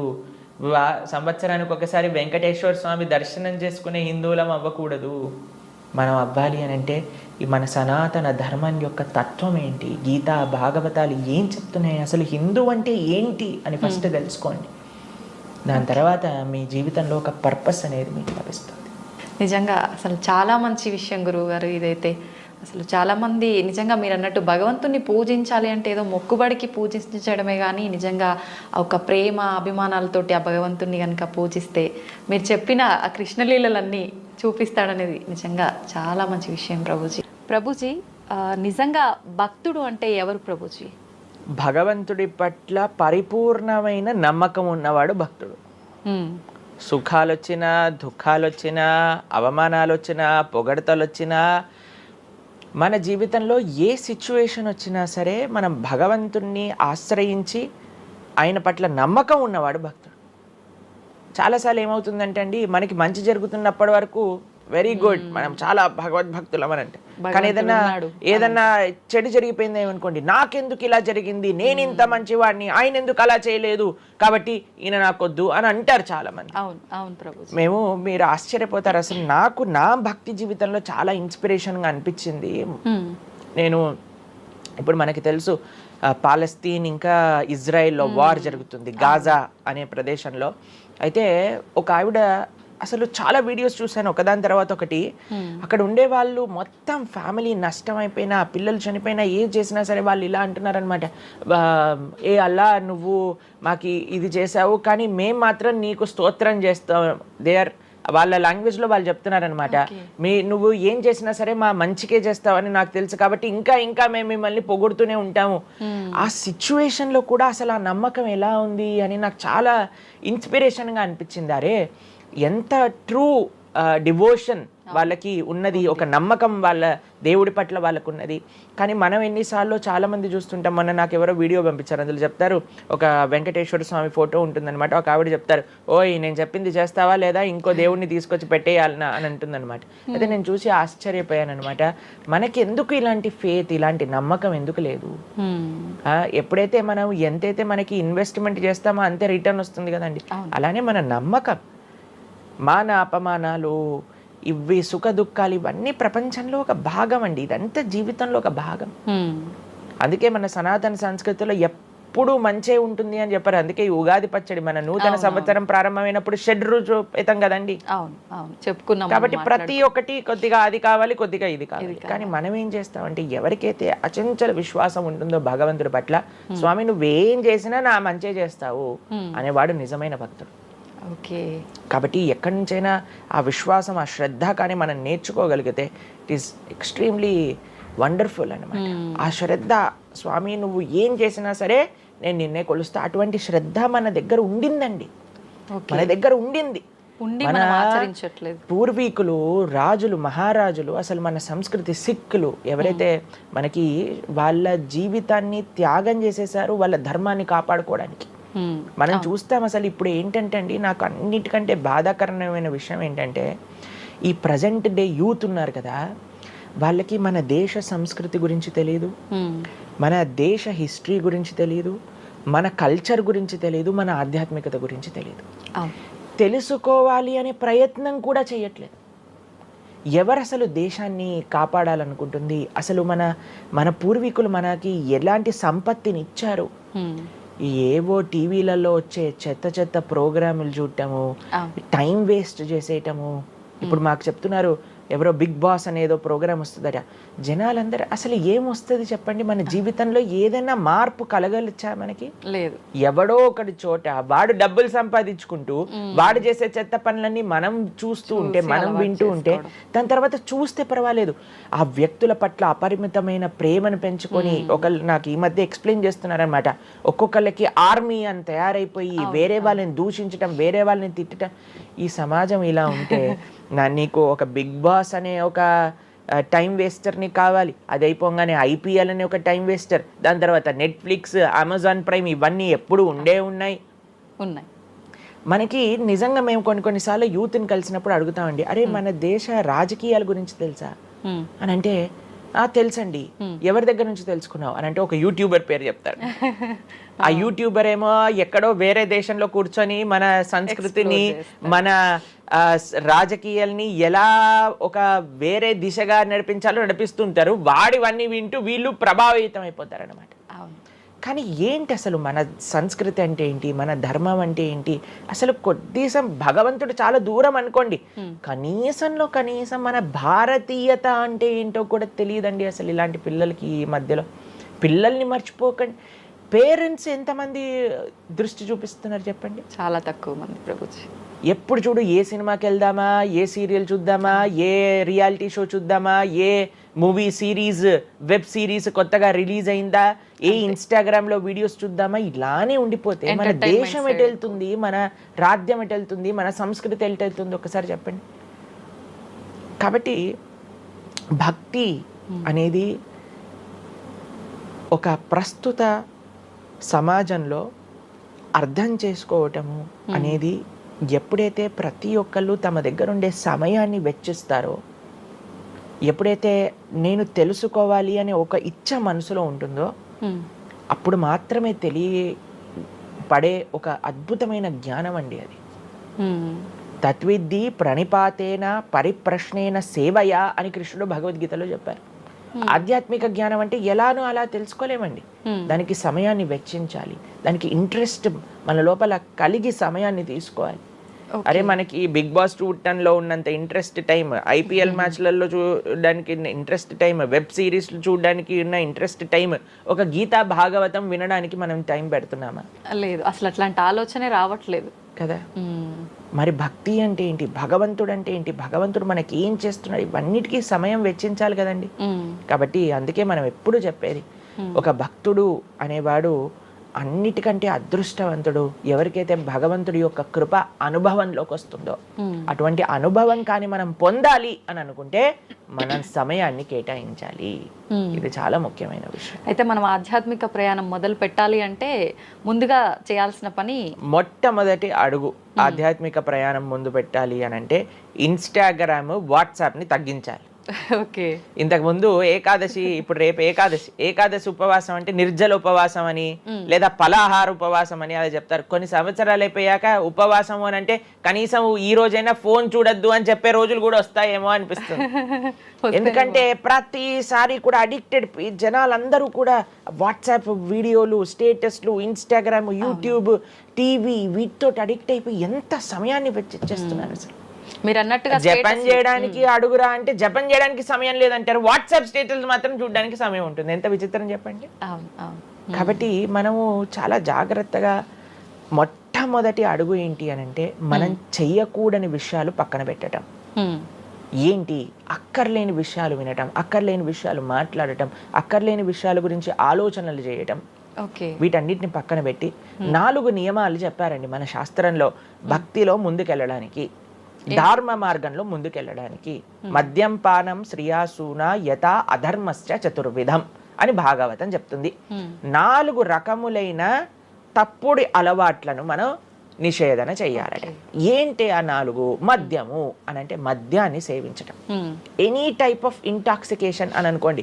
సిగరెట్లు కానీ, మందు కానీ, గుట్కా, మానిక్ చంద్, పాన్, ఇంకేమంటారు టొబాకో, ఇవన్నీ డ్రగ్స్, ఇవన్నీ అసలు చెప్తూ ఉంటే మిగతా ఎనీ కైండ్ ఆఫ్ ఇంటాక్సికేషన్ దీన్ని పక్కన పెట్టాలి.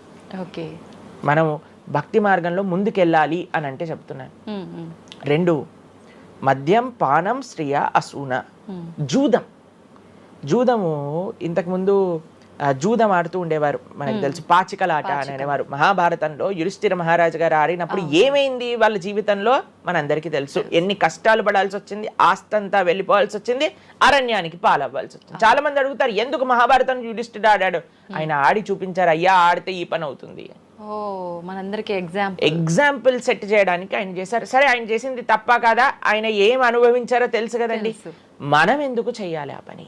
ఇప్పుడు జూదం యొక్క విపరీతమైన కాన్సిక్వెన్సెస్ తెలుసా అండి. ఇప్పుడు బెట్టింగ్ గేమ్లని, IPL మ్యాచెస్ కి బెట్టింగ్స్ అని, లేదా ఏది వస్తే దానిపైన బెట్టింగ్లు పెట్టడం, అవి ఇవి ఎన్ని అప్లికేషన్స్ తయారైపోయి ఎన్ని ఒక యువతని ఒక తప్పుడు మార్గంలో పెట్టడానికి. అసలు మాకు అప్పుడప్పుడు మేము యూట్యూబ్ చూస్తాం కదండి ప్రవచనాలు వినడానికి, మా గురువు గారి ప్రవచనాలు వినడానికి మేము చూస్తుంటాం అనమాట.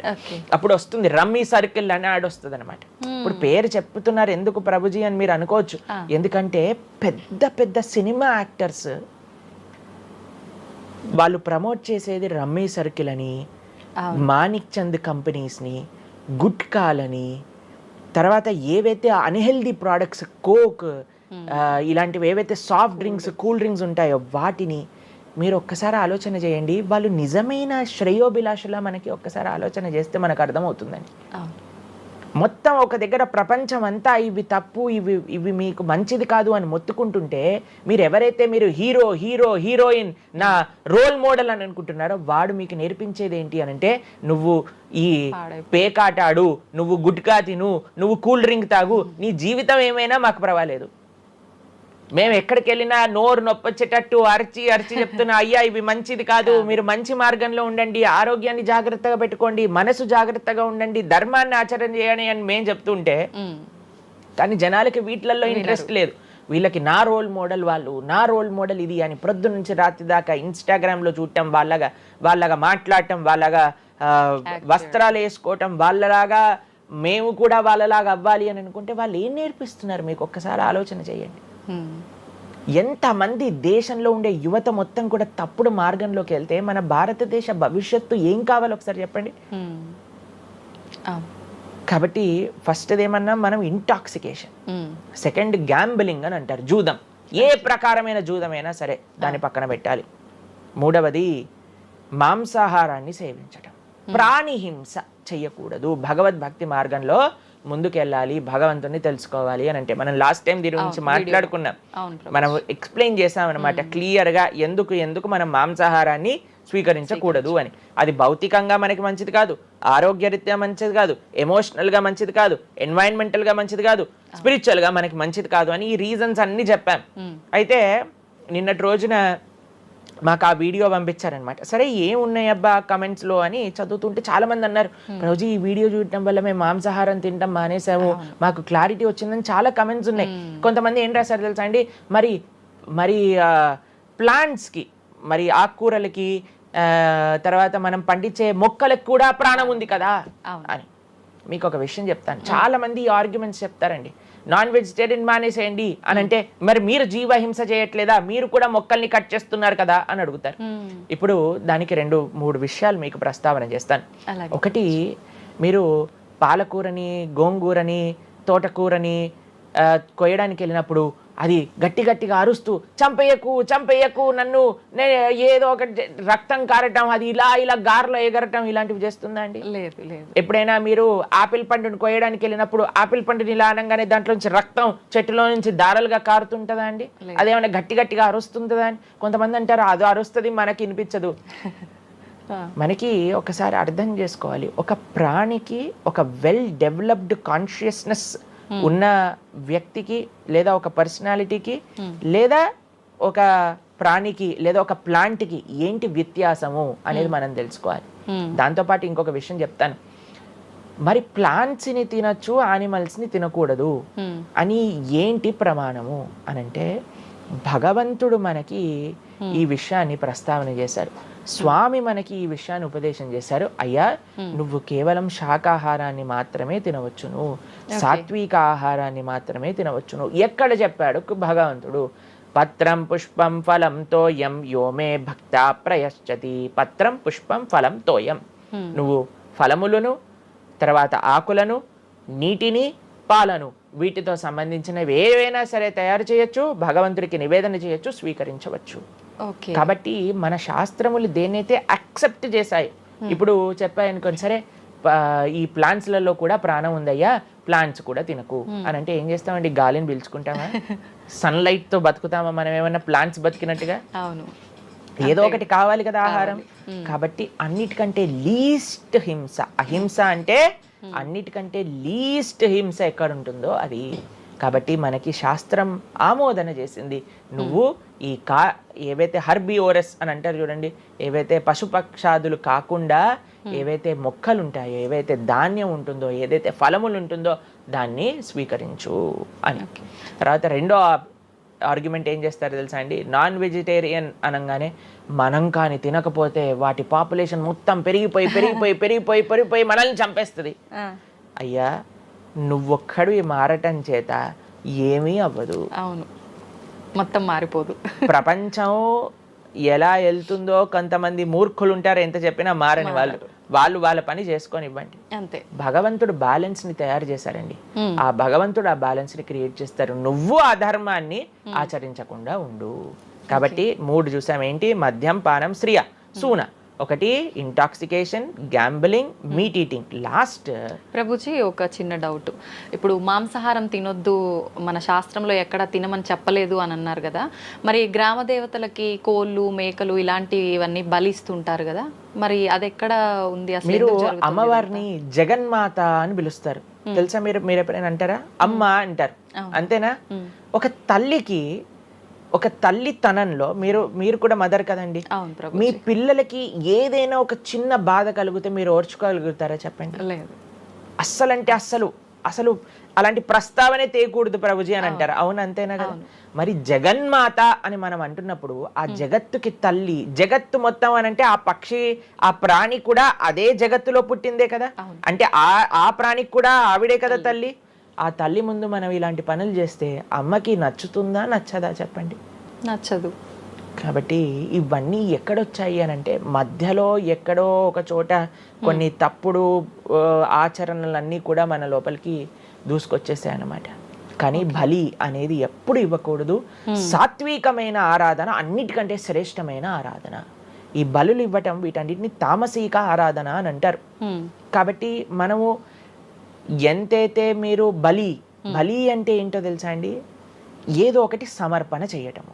సమర్పణ చేయటాన్ని, దాంట్లో ప్రాణిని సమర్పణ చేయటం కంటే మనకుండే అహంకారాన్ని సమర్పణ చేస్తే అమ్మవారు ఇంకా ఆనందిస్తారు. మన దగ్గర ఉండే దంభాన్ని సమర్పణ చేసేస్తే, బలిచ్చేస్తే ఇంకా ఆనందంగా ఉంటారు. దంభము అని అంటే గర్వం. అహంకారము, దంభము, ఈ రెండిట్లో వ్యత్యాసం ఏంటో తెలుసా అండి? గర్వము అని అంటే మనం చేసిన దానికి మనం గర్వపడటం అనమాట. నేనే చేశాను, నా అంతటి వాడు లేడు. దంభము అంటే చెయ్యని దానికి కూడా గర్వపడడం. కాబట్టి మనకుండే అభిమానాన్ని, మనకుండే ఆ లోభాన్ని, వీటన్నిటిని అమ్మవారికి సమర్పణ చేయండి, ఇంకా మంచి, ఇంకా ఆనందిస్తారు. అందుకే మనం తల నీలాలు ఇస్తాం. చాలా మందికి తెలియదు అసలు దేవుడు ఏం చేసుకుంటాడండి మన జుట్టుని, డాండ్రఫ్ తోటి ఉన్న జుట్టుని. దేవుడికి ఎందుకు సమర్పణ చేయాలి మనం తల నీలాలు అని అంటే, అయ్యా నేను జుట్టు ఉంటే ఎప్పుడు కూడా ఇలా ఇలా ఇలా హెయిర్ స్టైలింగ్ చేసుకుంటూ నేనేదో చాలా హ్యాండ్సమ్ మ్యాన్, చాలా హ్యాండ్సమ్ ఉమెన్ అనుకుంటూ ఉంటారు కదా అందరు కూడా. అయ్యా, నా యొక్క ఆ సెల్ఫ్ కాన్షియస్నెస్ ని సమర్పణ చేస్తున్నా నీ దగ్గర. మనం గుడికి వెళ్ళి కొబ్బరికాయ కొడతాం. కొబ్బరికాయ ఎందుకు కొడతామండి? మనం కూడా అలాంటి హార్టెడ్ వ్యక్తులం అనమాట. మనకు కూడా ఆ గర్వంతో మనం కూడా అంత పైనుండే షెల్ ఉంటుంది కదా, ఎంత హార్డ్గా ఉంటుంది. కానీ ఎప్పుడైతే అది పలగొట్టేస్తామో అప్పుడు లోపల మంచి తీయటి నీరు మనకి దొరుకుతుంది. కొబ్బరి ఎంత స్వీట్గా ఉంటుంది, అది మనకు కలుగుతుంది.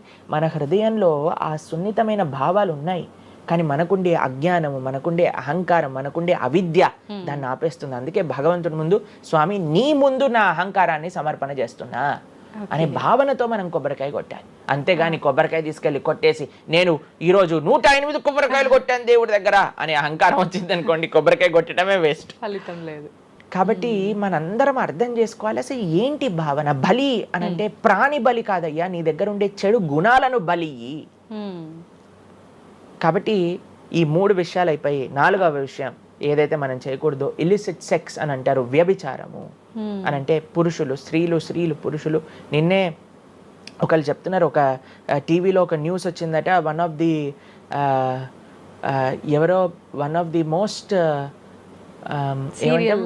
ఫేమస్ యాక్టరో లేదా ఇంకెవరో వాళ్ళ హస్బెండ్ని వేరే స్త్రీలతో పాటు పట్టుకున్నారు అని మాకు ఒక న్యూస్ నిన్న ఒకళ్ళు చెప్తున్నారు అనమాట. అంటే వాళ్ళు ఏం చెప్పారంటే, నాకు ప్రభుజీ సమాజంలో ఇలాంటివి ఎన్నో కేసులు వస్తున్నాయి ప్రభుజీ, ఈ మధ్యలో న్యూస్లో ఇలాంటివి అయితే తరచుగా మనం చూస్తూ ఉన్నాము, కాబట్టి ఈ సమాజం ఎటువైపు వెళ్తుందో తెలియట్లేదు ప్రభుజీ అని అంటే మేము వాళ్ళకి చెప్పాం, సమాజాన్ని ఎందుకు ఇటువైపు నడుస్తుంది అని అంటే మనం చూపించే విషయాలు అలా ఉన్నాయి, చూపించే సినిమాలు అలా ఉన్నాయి, చూపించే సీరియల్ అలా ఉన్నాయి, చూపించే ఆదర్శమైన వ్యక్తులు అలా ఉన్నారు. మనం ఎవరైతే హీరోలు అనుకుంటున్నామో వాళ్ళు ప్రొద్దున లేస్తే విడాకులు తీసుకొని ఇంకొకరిని పెళ్లి చేసుకొని, విడాకులు తీసుకొని ఇంకొకరిని పెళ్లి చేసుకొని, ఇలాంటివి చూస్తుంటే మనం కూడా అది నార్మలైజ్ అయిపోయింది మన భారతీయ సంస్కృతిలో.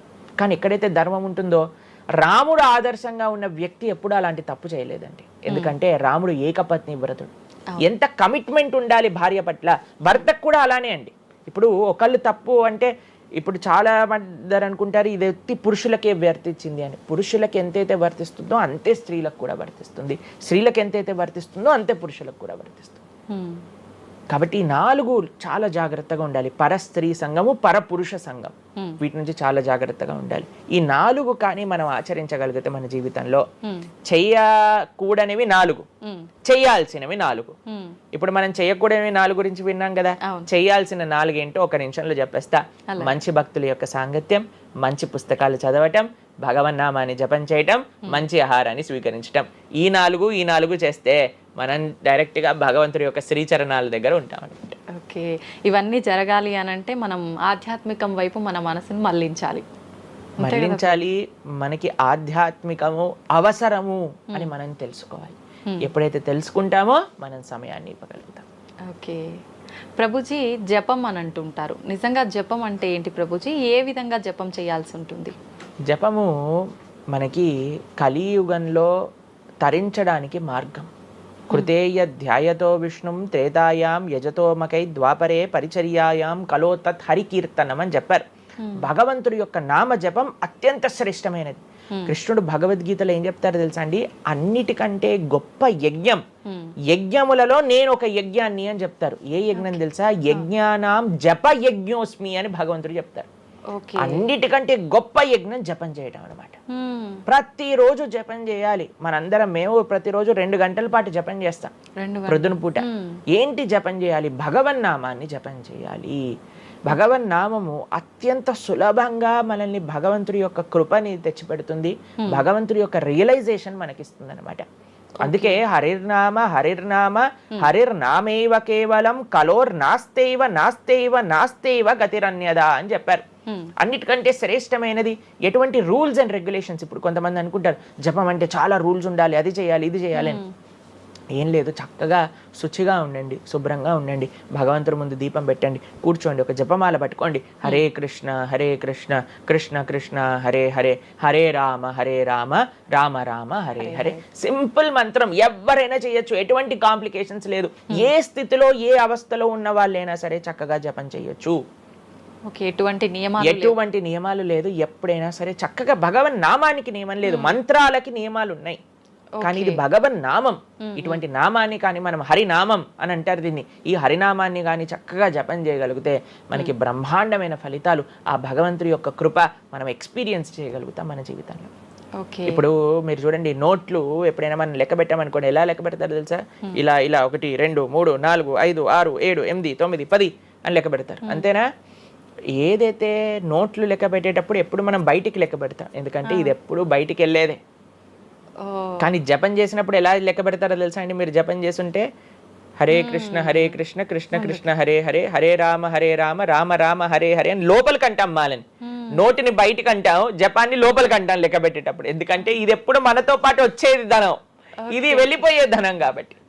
కాబట్టి శాశ్వతంగా మన లోపలతో వచ్చే ధనం, జన్మాంతరాలకు కూడా మనల్ని ఉద్ధరింపజేసే ధనం ఏదన్నా ఉంటే అది భగవన్నామ జపం. నిజంగా ఎంత మంచి మాట ప్రభుజీ. అసలు ఈ లాజిక్ అర్థమే కాలేదు ఎప్పుడు మాకు. మీరు చెప్పేదాకా ఇంత లాజిక్ ఉంది అని అనిపించలే. చాలా మంచి మాట ప్రభుజీ. మంచిగా చెప్పాం. ప్రతి ఒక్కళ్ళు చిన్న పిల్లల నుంచి, మా దాంట్లో మా గ్రూప్ లో మీరు చూస్తే చిన్న చిన్న పిల్లల నుంచి వృద్ధుల వరకు అందరు జపం చేస్తారు. అంతెందుకండి, మీరు చూస్తారు హరే కృష్ణ భక్తులు దేశ విదేశాల నుంచి ఉన్న వాళ్ళందరూ జపమాల పట్టుకొని జపం చేసే వాళ్ళని మనం చూడట్లేదు. కాబట్టి మనకి ఎందుకు జపం రాదు? టైం వస్తుంది, టైం ఉంది. ఎక్కడెక్కడ టైం వేస్ట్ చేస్తున్నామో తెలుసుకుంటే ఎక్కడ దాన్ని యూటిలైజ్ చేయాలో తెలుస్తుంది. సమయంతో పని ఉందా ప్రభుజీ? ఏ సమయంలో అయినా ఏ సమయంలో అయినా చేసుకోవచ్చు, కానీ ప్రొద్దున పూట చేస్తే అత్యంత శ్రేష్టమైన. ప్రొద్దున పూట మనం త్వరగా లేసి, త్వరగా స్నానం చేసి, త్వరగా జపం చేసుకోగలిగితే ఆ రోజంతా బ్రహ్మాండంగా ఉంటుంది. ధ్యానం కూడా చేస్తుంటారు చాలా మంది. జపానికి ధ్యానానికి వ్యత్యాసం ఏంటి? మనము భగవన్నామ మంత్రాన్ని, నామాన్ని జపం చేస్తూ భగవంతుడి గురించి ధ్యానం చేయాలి. ఓకే. ఇప్పుడు జస్ట్ ధ్యానం, చాలా మంది మాకు కంప్లైంట్ చేస్తుంది, ఇప్పుడు ధ్యానం చేస్తే మనసు నిలకడగా ఉండట్లేదు, మనసు ఎక్కడికి వెళ్ళిపోతుంది, అక్కర్లేని ఆలోచనలు వస్తున్నాయి. ఇప్పుడు చూడండి, పిల్లవాడు అటు ఇటు ఇటు అటు కదులుతున్నాడు అనుకోండి, ఇంట్లో ఏయ్ అనగానే అయిపోతారు. అలా మన మనసు కూడా అటు ఇటు ఇటు అటు కదులుతూ ఉంటుంది. కానీ ఎప్పుడైతే మనం మంత్రంతో ధ్యానం చేస్తామో అప్పుడు మనసు ఇలా వెళ్ళిపోయింది అనుకోండి పక్కకి, హరే కృష్ణ అనగానే ఆ మనసు వచ్చేస్తుంది, వామ్మో వీడు కాన్షియస్ గా ఉండండి నేను అటు ఇటు వెళ్తుంటే. కాబట్టి మనసు కూడా మనం ఆ నామం పట్ల మనం ధ్యానం చేయొచ్చు. ఎప్పుడైతే మనం నామాన్ని మంచిగా జపం చేస్తామో ఆ నామంలోంచే భగవంతుడి యొక్క రూపం, గుణం, లీల అవన్నీ కూడా ప్రకాశితం అవుతాయి. కానీ ఫస్ట్ మనం ధ్యానం నామం పైన పెట్టాలి. మన ఉచ్చారణ కరెక్ట్గా ఉందా, మనం చక్కగా ఆ నామాన్ని వింటున్నామా, దీనిపైన ధ్యాస ఉండాలన్నమాట. నిజంగా చాలా మంది ధ్యానం చేసేటప్పుడు ఆ ఏకాగ్రత అనేది రావట్లేదు, ఎన్నిసార్లు ప్రయత్నించినా అంటుంటారు కదా ప్రభుజీ. ఏం చేయాలంటారు ఆ ఏకాగ్రత రావాలంటే? ప్రాక్టీస్ చేయాలి. అభ్యాసేనతు కౌంతేయ, అభ్యాసం చేయాలి. ఇదేదో చాలా మంది ఏం చేస్తారు తెలుసా అండి, ప్రభుజీ నేను 3 రోజుల నుంచి జపం చేస్తున్నా కానీ నాకు ఆ రుచి కలగట్లేదు.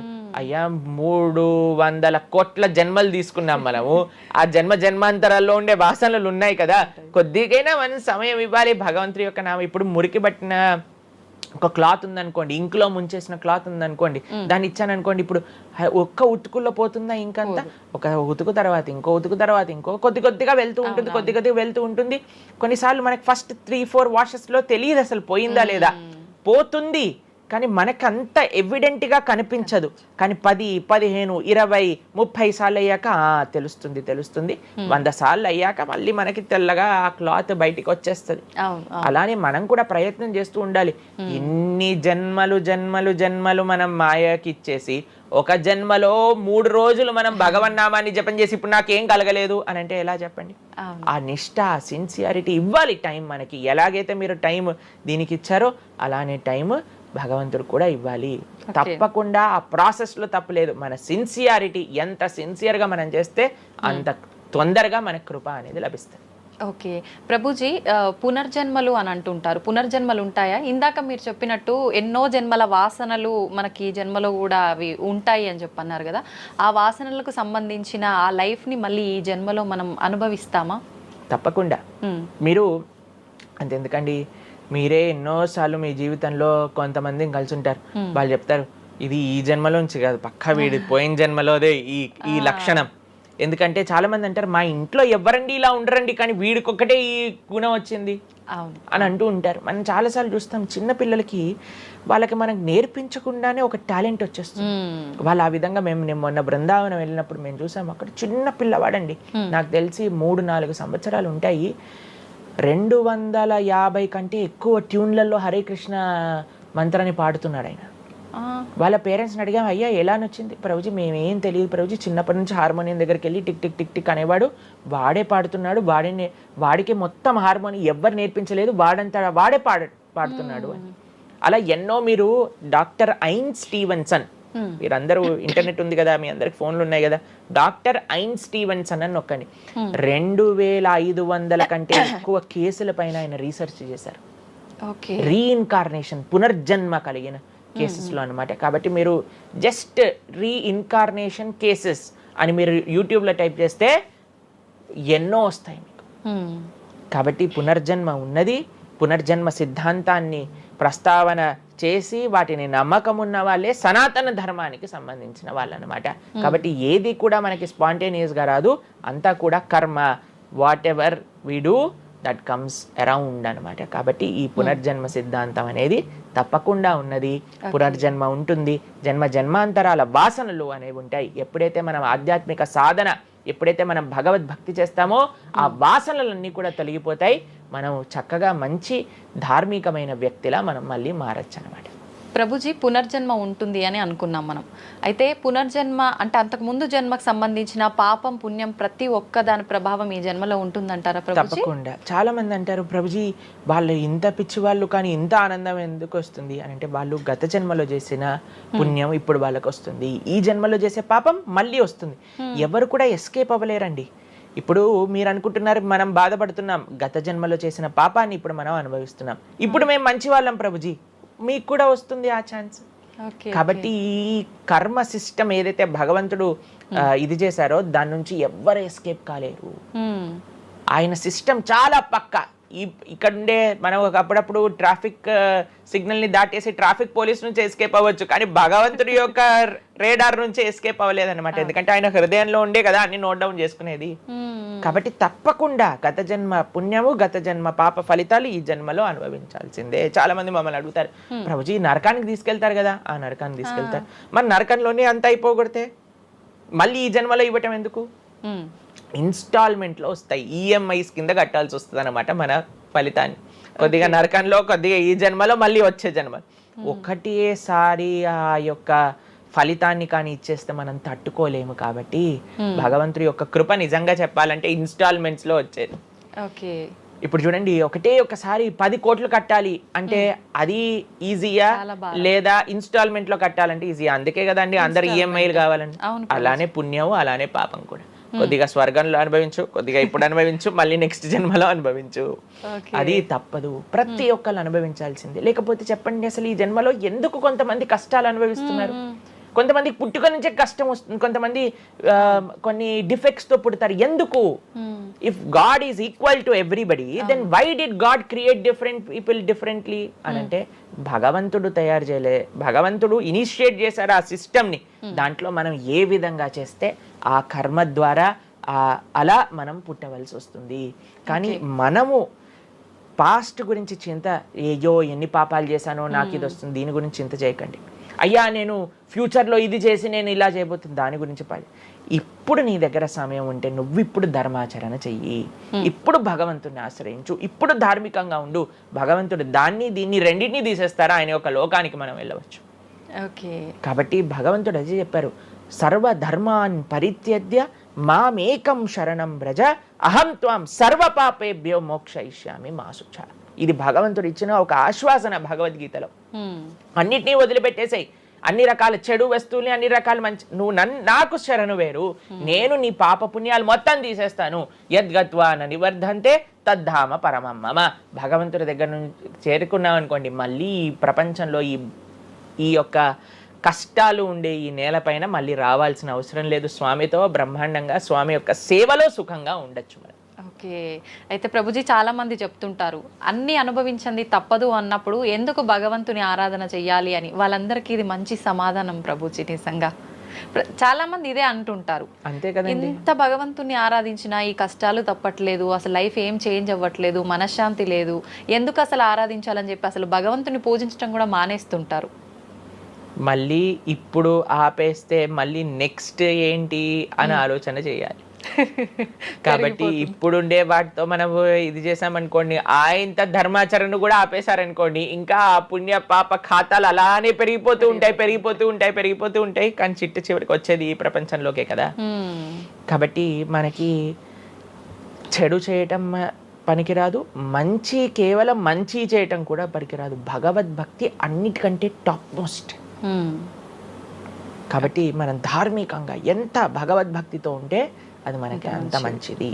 ఓకే ప్రభుజీ, కర్మ సిద్ధాంతం అన్నారు కదా, అసలు కర్మ సిద్ధాంతం అంటే ఏంటి ప్రభుజీ? ఏం చెప్తోంది అసలు? మనం చెయ్యంది మనకి రాదు, మనం చేసింది తప్పకుండా మనకు వస్తుంది. ఇదే కర్మ సిద్ధాంతం. Every action has equal and opposite reaction. Okay okay. ఇలా అయితే ఈ లా ఉందో అదే కర్మ సిద్ధాంతం. అంటే నువ్వు చేసింది ఏదైనా సరే ఆ యొక్క ఫలితం నుంచి తప్పించుకోలేవు.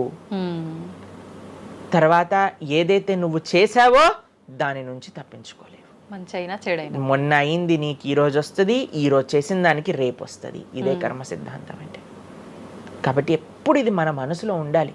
అరే ఈ రోజు నాకు ఏదైనా బాధ ఉంటే నేను ఏదో చేశానేమో, కాబట్టి ఏదో చేశాను అయిపోయింది, ఈ రోజు ఈ కష్టం వచ్చింది, కృష్ణ నువ్వు నాకు శక్తినివ్వు ఈ కష్టాన్ని ఎదుర్కోవడానికి. ఇప్పటి నుంచి నేను ఇలానే మంచిగా ఉంటాను, ఎప్పుడూ అధర్మం వైపు వెళ్లకుండా ఉంటాను, స్వామి నువ్వే రక్ష అని ఆ ధర్మ చింతన ముందుకు తీసుకెళ్ళటం. ఇప్పుడు కానీ మనం ఆ ధర్మ సంకల్పం చేసుకుంటండి రేపటి రోజున. మరి చాలా మంది అంటే రేపు ఎవరు చూసారో లేదో, అయ్యా రేపు ఎవరు చూసారో లేదో అని కానీ మీ పిల్లవాడు చెప్పి నేను ఇప్పుడు కష్టపడను, రేపు నాకు ర్యాంక్ వచ్చాక నాకు ప్లేస్మెంట్ వస్తుందో లేదో నాకేం గ్యారంటీ ఉంది కాబట్టి నేను చదవను అన్నాడు అనుకోండి, ఏం చెప్తారు మీరు? నాన్న నువ్వు ప్లేస్మెంట్ గురించి బాధపడకు, ఫస్ట్ నీ కర్తవ్యం చదవటం నువ్వు చదువు, దాని తర్వాత నీకు వస్తే వస్తుంది, నీ జీవితం సెటిల్ అవుతుంది. అంతే కదండి. మనం కూడా లేదు రేపు ప్రొద్దున ఎవరు చూసారు స్వర్గాన్ని నరకాన్ని కాబట్టి నేను ఇప్పుడు ధర్మాచరణ చెయ్యను అని అంటే మీ పిల్లవాళ్ళు కూడా ఎక్కడైతే చదవను అని అంటారో అలానే మనం కూడా తయారవుతాం. చాలా మంది అండి పెద్దవాళ్ళు పిల్లలకి మాత్రం మంచి నీతులు చెప్తారు, కానీ వాళ్ళ దగ్గరకు వచ్చేసరికి వాళ్ళు ఆచరించడానికి రెడీగా ఉండరు అనమాట.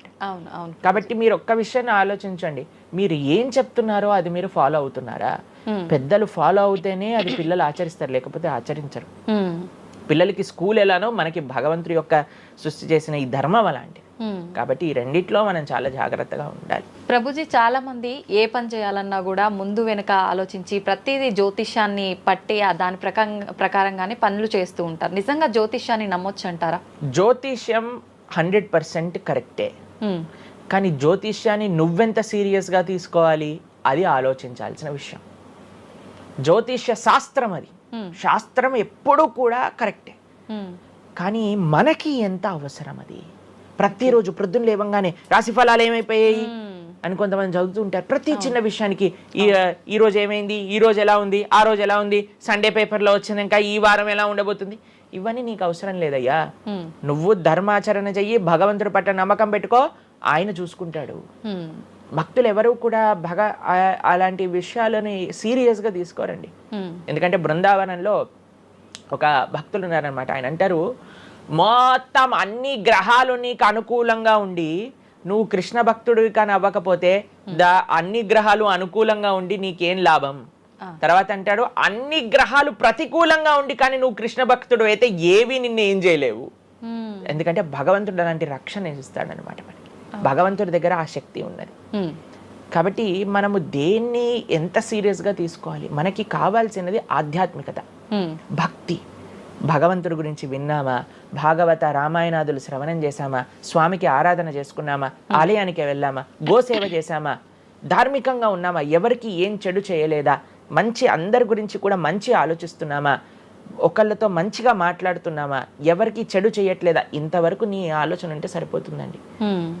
ఈ ధర్మ చింతన మనకు కావాలి. అంతేకాని ఏమవుతుంది, నా రాసి ఏంటి, ఇదేంటి, ఇప్పుడు అంత పిచ్చి జనాలకి ఎలా పెరిగిపోయిందంటే ఒకళ్ళు అంటారు ఈ ఉంగరం పెట్టుకోమంటారు, ఒకళ్ళు అంటారు ఇలా నీ పేరు రాయి అంటారు, ఒకళ్ళు అంటారు నీ పేరులో ఏ ఏ ఏ ఏ ఎక్స్ట్రా రాయమంటారు.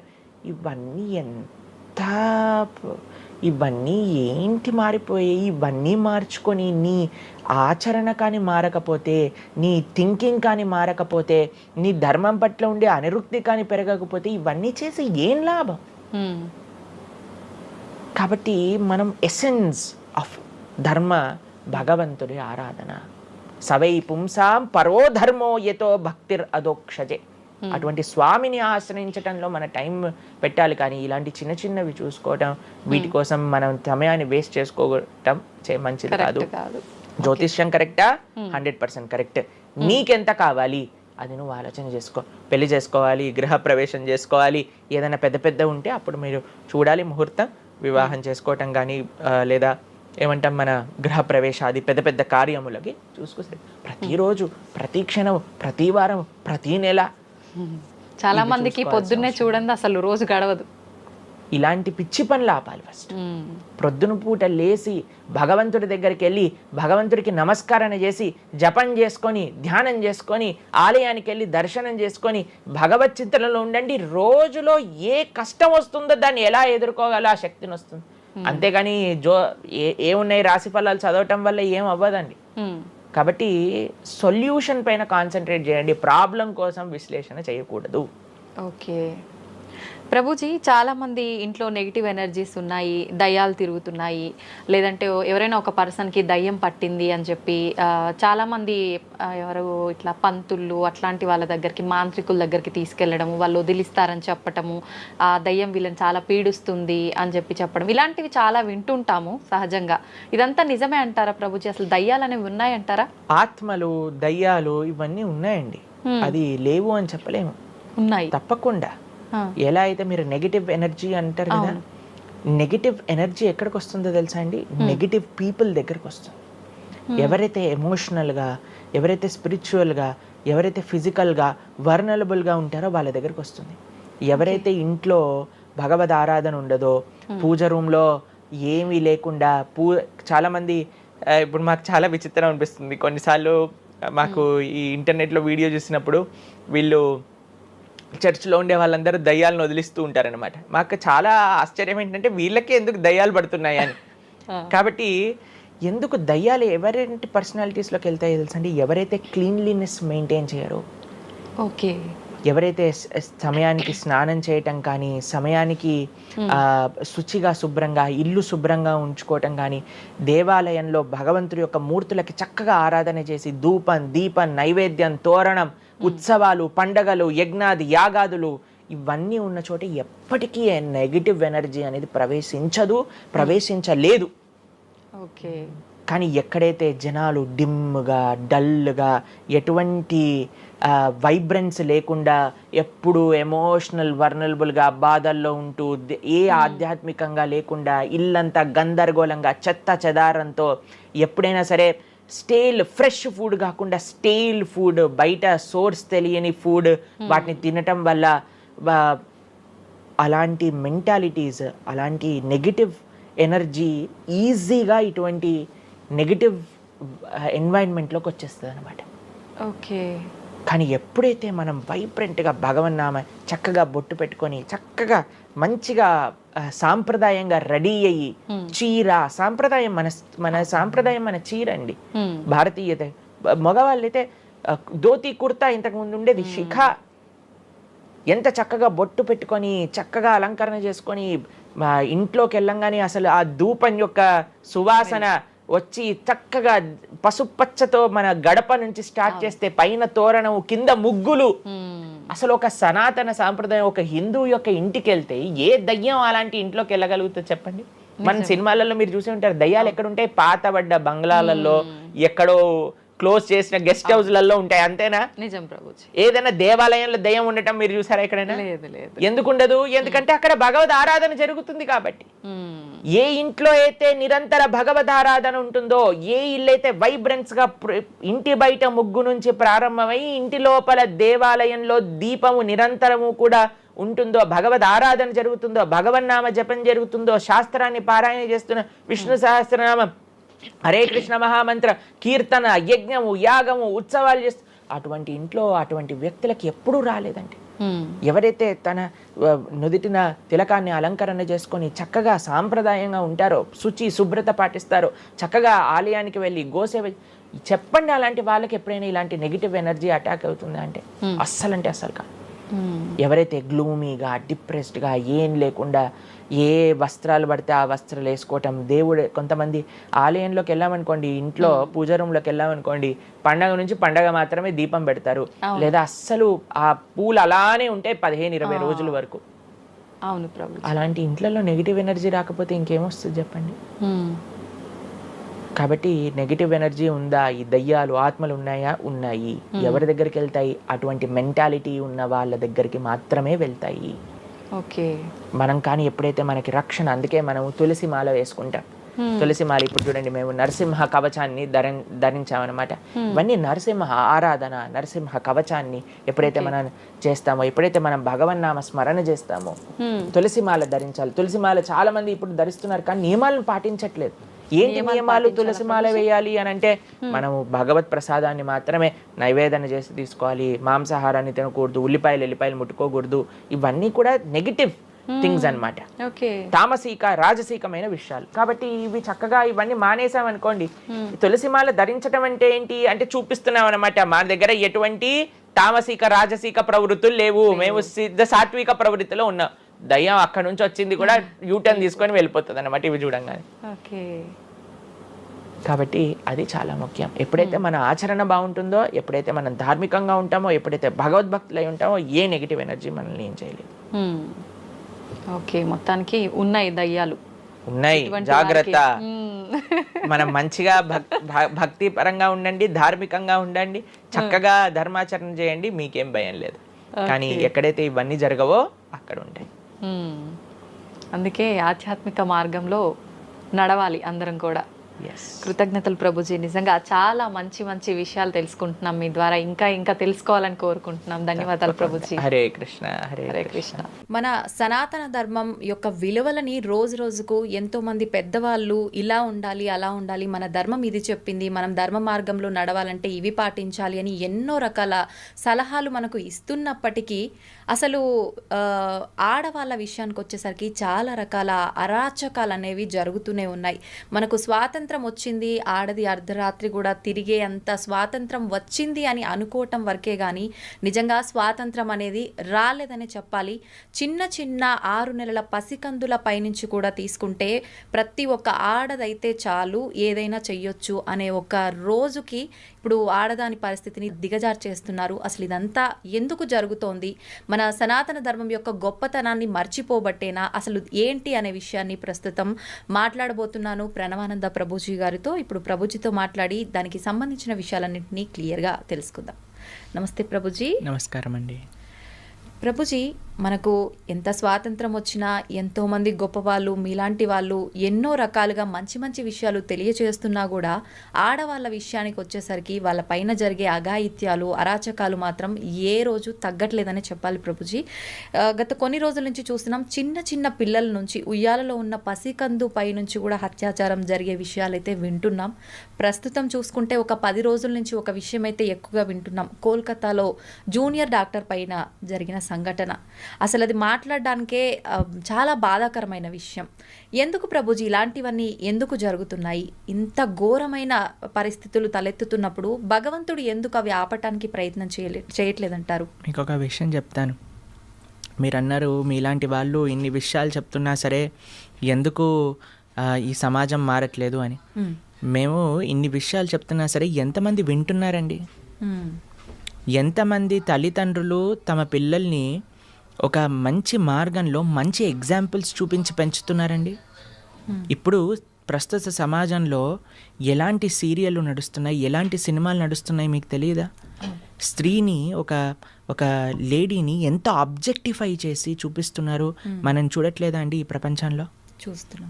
సినిమాలు ఎక్కడైతే స్త్రీలని కొడుతున్నారో, ఎక్కడైతే స్త్రీలని హింసిస్తున్నారో అటువంటివన్నీ సూపర్ డూపర్ హిట్ అయిపోయి 100 రోజులు నడిచిపోయి అందరూ ఎగబడి అలాంటి సినిమాలకు వెళ్ళి చూసేస్తున్నారు కదా. మరి అలాంటి విషయాలను ప్రోత్సహించినప్పుడు మరి ఈ సమాజంలో అలాంటివే కదండి అయ్యేది.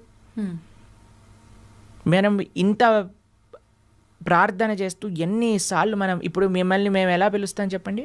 మాతాజీ అని పిలుస్తారు. మాతాజీ అని పిలుస్తాం, అంతేనా? ఎప్పుడైతే మనము ప్రతి ఒక్క స్త్రీని అమ్మ అనే ఒక పేరుతో గౌరవిస్తామో అప్పుడు ఎటువంటి ఇలాంటి భావన రాదండి. ఏ సినిమాలో మీకు ఇలాంటి భావన చూపిస్తున్నారండి? లేదు ఎక్కడ. ఏ సీరియల్ కానీ, ఏ టీవీ ఛానల్లో కానీ, ఏ మూవీ క్రియేషన్లో కానీ స్త్రీ పైన గౌరవము, రెస్పెక్ట్ అనేది ఉంటుందా? ఎంత ఈజీగా ఈ ఒక స్త్రీ అనేది నీ ఎంజాయ్మెంట్ కోసమే పుట్టింది కాబట్టి నువ్వు ఏదైనా చేసుకోవచ్చు, కొట్టినా పర్వాలేదు, తిట్టినా పర్వాలేదు, ఏదైనా పర్వాలేదు, ఎవ్రీథింగ్ ఈజ్ నార్మల్ అని లక్షల కోట్లు మీరే ఇచ్చి మీ పిల్లల్ని తీసుకెళ్ళి ఆ సినిమాలను ప్రోత్సహించి ఈరోజు ఇలాంటివి అయినా ఇప్పుడు ఎందుకు అవుతున్నాయి అని మనం ఎలా అడుగుతాం చెప్పండి. మీకు ఒక విషయం చెప్తాను, శాస్త్రంలో ఒక విషయం చెప్పున్నారు. మాతృవత్ పరదారేషు పరద్రవ్యేషు లోష్టవత్ ఆత్మవత్ సర్వభూతేషు యపశ్యతి స పండితః. నిజంగా ఒక వ్యక్తి మంచివాడవుతే, నిజంగా చెప్పాలంటే మగవాడు అని అనాలి అని అంటే, మాతృవత్ పరదారేషు, తన భార్య తప్ప మిగతా వాళ్ళందరినీ కూడా ఒక మాతృ స్వభావంతో చూడాలి. మాతృవత్ పరదారేషు పరద్రవ్యేషు లోష్టవత్, వేరే వాళ్ళ యొక్క ధనాన్ని చెత్తతో సమానంగా చూడాలి. నీకెంత భగవంతుడు ఇచ్చాడో అది నాది, వేరే వాళ్ళ ధనం నాకు అవసరం లేదు. ఓకే. ఆత్మవత్ సర్వభూతేషు, నువ్వు ఎలా ట్రీట్ చేయాలి నిన్ను అని అనుకుంటున్నావా అలా వేరే వాళ్ళని ట్రీట్ చేయి నువ్వు ఫస్ట్. అలాంటి వాడు నిజమైన ధీరుడు అని మన శాస్త్రములు చెప్తున్నాయి. ఈ భావన మీరు ఎక్కడైనా సినిమాలో చూసారా, ఎక్కడైనా సీరియల్లో చూసారా, ఎక్కడైనా టీవీలో చూసారా? ఎంటర్టైన్మెంట్ పేరుతో ఈరోజు మొత్తం చిన్న చిన్న పిల్లల యొక్క మనస్సు నుంచి మొత్తం కరప్ట్ చేసేస్తే, ఇప్పుడు చెప్పండి, తప్పు చేసేవాడికి తెలియదా ఇప్పుడు ఒక మర్డర్ చేయటం తప్పు, ఒక స్త్రీని అవమానించటం తప్పు, లేదా ఈవ్ టీజింగ్ తప్పు, ఇవన్నీ తప్పు అని చేసేవాడికి తెలియదా అండి? ఎందుకు చేస్తున్నాడు? ఎందుకంటే వాడు చూసే విషయాలన్నీ కూడా ఉన్నాయి, అది నార్మల్ అనుకుంటున్నాడు. లేదా చేస్తే ఏముంది, లేదా ఇంకొక విషయం ఏంటంటే తన ఇంద్రియాలను కంట్రోల్ చేసుకోలేక చేస్తున్నాడు. ఇప్పుడు మీకు ఒక విషయం చెప్తాను, తప్పు చేసేవాడికి తెలిసి తప్పు చేస్తున్నాడు అని అంటే తన ఇంద్రియ నిగ్రహం లేకపోయింది. ఎందుకు ఇంద్రియ నిగ్రహం లేకపోయింది? ఎందుకంటే ఆయనకి ఎటువంటి ఆధ్యాత్మిక బ్యాకప్ లేదు. ఓకే. మనం పెంచేది కేవలం సుఖం సుఖం సుఖం. నానా చదువుకో, బాగా చదువుకుంటే ఏమొస్తుంది, సుఖపడతావు. కాబట్టి మనం ఎప్పుడైతే సుఖం సెంట్రిక్గా పెంచుతున్నామో వాడు అనుకుంటాడు ఇది కూడా నాకు సుఖమే కదా. ఒక స్త్రీని అవమానించినందుకు దుర్యోధనుడు తొడలు విడిగి కురుక్షేత్ర యుద్ధంలో పడిపోతే కనీసం చూసేవాడు కూడా లేకపోయాడు. రావణాసుడికి 10 తలలు తెగి కింద పడిపోయాయి. మండోదరి వచ్చి నీ కర్మ వల్ల నువ్వు ఇలా తయారయ్యావురా నీచుడా అని తిట్టింది లాస్ట్కి. అలాంటి పరిస్థితి వస్తుంది. ఎవరైతే రామాయణ భాగవతాలు చెప్పి పెంచుతారో నాన్న ఇలాంటి తప్పులు చేస్తే ఇలా అవుతుంది. మీకు ఒక విషయం చెప్తానండి, ఈ విషయం చాలామంది అంగీకరించకపోవచ్చు. జనరల్ విషయంగా మనం మాట్లాడుకుంటే మగవారిది ఎంత బాధ్యత ఉన్నదో ఇలాంటి తప్పులు చేయకుండా. ఇప్పుడు ఇది ఒక ఈకో సిస్టమ్ అండి, మనం లాస్ట్ టైం కూడా మాట్లాడుకున్నాం. ఒక తప్పు జరగకూడదు అని అంటే ఒక వ్యక్తి పైన డిపెండ్ అవ్వకూడదు, మొత్తం ఒక సొసైటీ పైన డిపెండ్ అయి ఉంటుంది. తల్లిదండ్రులు ఎలా పెంచుతున్నారు, మనం చూపించే సినిమాలు సీరియళ్ళు వాళ్ళకి ఎక్స్పోజర్ ఏమని ఉన్నది, తర్వాత మన యొక్క ఫ్రెండ్ సర్కిల్ ఎలా ఉన్నది. ఇంకొక విషయం చెప్తాను, ఎంత పురుషుడికి ఎంతైతే ఇంద్రియ నిగ్రహం ఉండాలో, ఎంత రెస్పెక్ట్ఫుల్ యాటిట్యూడ్ ఉండాలో, అంతే ఒక స్త్రీకి కూడా ఆ రకమైన గౌరవం, ఒక డిస్టెన్స్ మెయింటైన్ చేయడం అనేది తెలుసుకోవాలి.